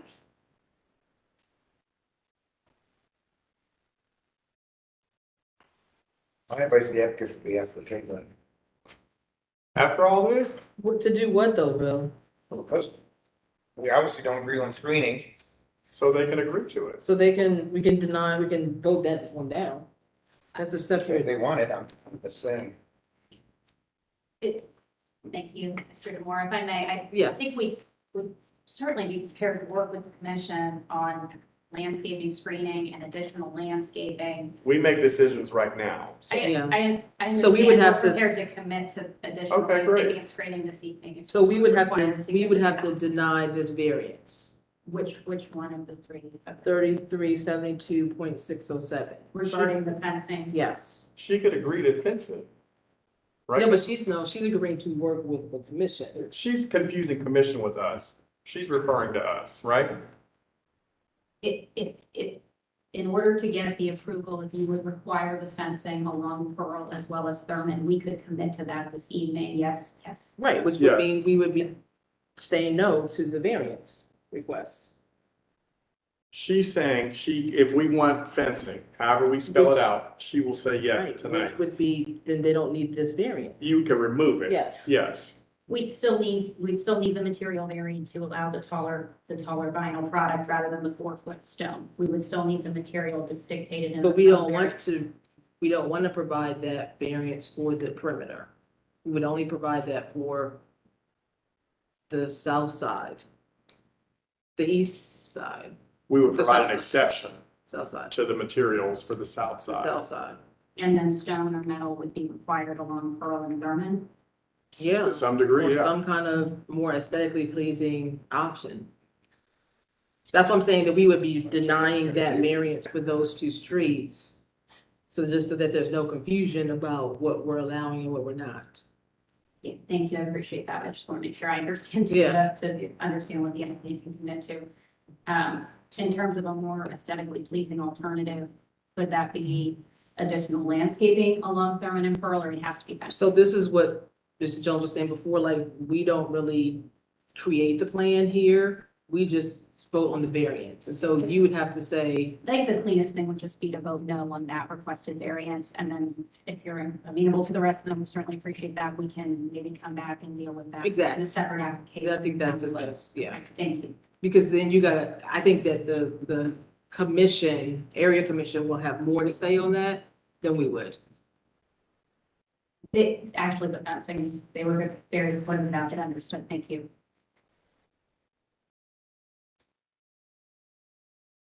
So parking and circulation, I'm good with that. Building setback. Anybody have issue with that?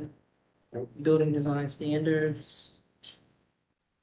That was just coverage with, and then building setback. Why do we have building setback twice? To front Face parking setback. Oh, the parking setback and then the building setback, okay. Okay, so I propose, somebody would have to move, that we vote on variances 1, 2, 3, and 5, separate from variances. I'll make that motion. But before we do that, do we have to add your part about the right of way, or is it gonna be automatic? I think what we discussed was just not stamping the site plan that's included because it doesn't show the right of way, and like we said, let's leave that. Okay, thank you. If that makes sense. Okay. I'll second. Okay, so call the roll on the variances 1, 2, 3, and 5. Mr. Waldling, Yes. Mr. DeMore, Yes. Mr. Jones, Yes. Mr. Maleka, This is to separate the variances. No, we're No. approving This is to approve variances 1, 2, 3, and 5. everything except for the landscaping. Aaron Palmer Bailey. Yes, those variances are granted. Thank you very much. Well, hold on. We have to vote on the next one. On the Oh, well. number, what's fourth variance? Just to get on the record. I'll move on 3372.607, variance number 4. Second. Okay, call the roll on that one. Mr. Moore, No. Mr. Jones? No. Mr. Malacco? No. Mr. Weatherly? No. Chair Plummer Bailey? No, that one fails. Okay, good luck. Right. Last case. 495 South Fourth Street. Aren't you happy you wanted to come last? Save the best for last. It's one way to look at it. The first one.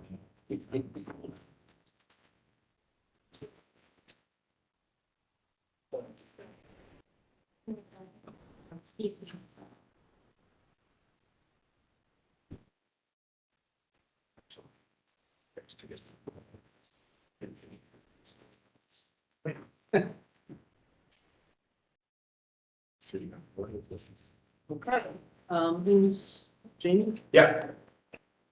Are you ready? 495 South Fourth Street is located at the southwest corner of South Fourth Street and east of Livingston Avenue. Site is zone C4 commercial and is located within the German Village Commission. The .08 acre site is developed with a 3,793 square foot mixed use building consisting of an eating and drinking establishment with patio space, a dwelling unit, and offices. The applicant received a parking variance from 8 to 0 in 2006 to change a portion of the building, 840 square feet on the first floor, from office to eating and drinking establishment, and to change the second floor from an office to a single unit dwelling. The building has since been converted entirely to eating and drinking, with the exception of a single unit dwelling above the approved eating and drinking establishment. The applicant now proposes to legitimize the conversion of the remainder of the building from offices to eating and drinking and the expansion of outdoor dining areas, request an additional variance to reduce the number of required parking spaces from 30 to 0. You can see the parking breakdown in your report. Again, BZA 06310-00047 was approved on this site in 2006 to permit residential, office, restaurant spaces in the site with reduced parking from 8 to 0, as well as reduced setback limits. The applicant is responding to the code violation order from October 12, 2020, to address an expansion of the restaurant without zoning clearance. Planning has no comment. There's no council adopted plan for this area. The site does fall within the German Village Architectural Review Commission. The German Village Commission recommends approval. Traffic management states that a parking study will be required by the Division of Parking Services in conjunction with this application. Based on the clarification that the site is already being used in this expanded format, and the excess demand was captured in the council form, Parking Services supports the proposed parking variance. City staff is recommending approval based on clarification that the site is already being used in this expanded format, and the excess demand was captured in the council form. Again, Parking Services supports the proposed parking variance, and we're not asking for any conditions. Okay. I'm Jeffrey L. Brown, attorney for the applicant, 37 West Broad Street. I've been sworn. Yes, ma'am. You promise that the testimony is not the truth, nothing but the truth. Please said I do. Okay. And what's your name, sir? My name is Sam Shahid. I'm one of the owners. Okay.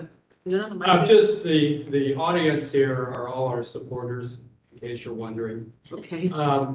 What's the name of the restaurant? Thumbs up. What's the name of the restaurant? Bristolina. If you're familiar with this area, this is the former location for Harvest Pizza. They went in the southern building, and then they expanded with Curio into the northern building that fronts on Livingston. And they operated there for, about 6 years. And then my client came in and used the property the same way that the previous tenant had. He had no idea that there was an issue until he got cited. So based on that citation and discussion with the city staff, we had to do a parking study. I know Mr. DeMora does not like the parking study, but the city required us to do it. We did it, they reviewed it, and they approved it. This is one of these circumstances where this is an existing use. It's been operating for a very long time without problems with the neighborhood. We went to German Village. They unanimously approved the request. And you see, we don't have any neighbors in opposition. So my tenant, unfortunately, is the victim of Harvest not following up on their issues he's continued to use the property as it has been used before. There is no parking on the site. The only way to create more parking would be to knock down the building. And I'm not going to ask Urban Village to knock down the building and create parking. So staff's in favor. The parking analysis that we did for the city parking section, they're in support of it. Urban Village, and we have neighbors here in support of the request.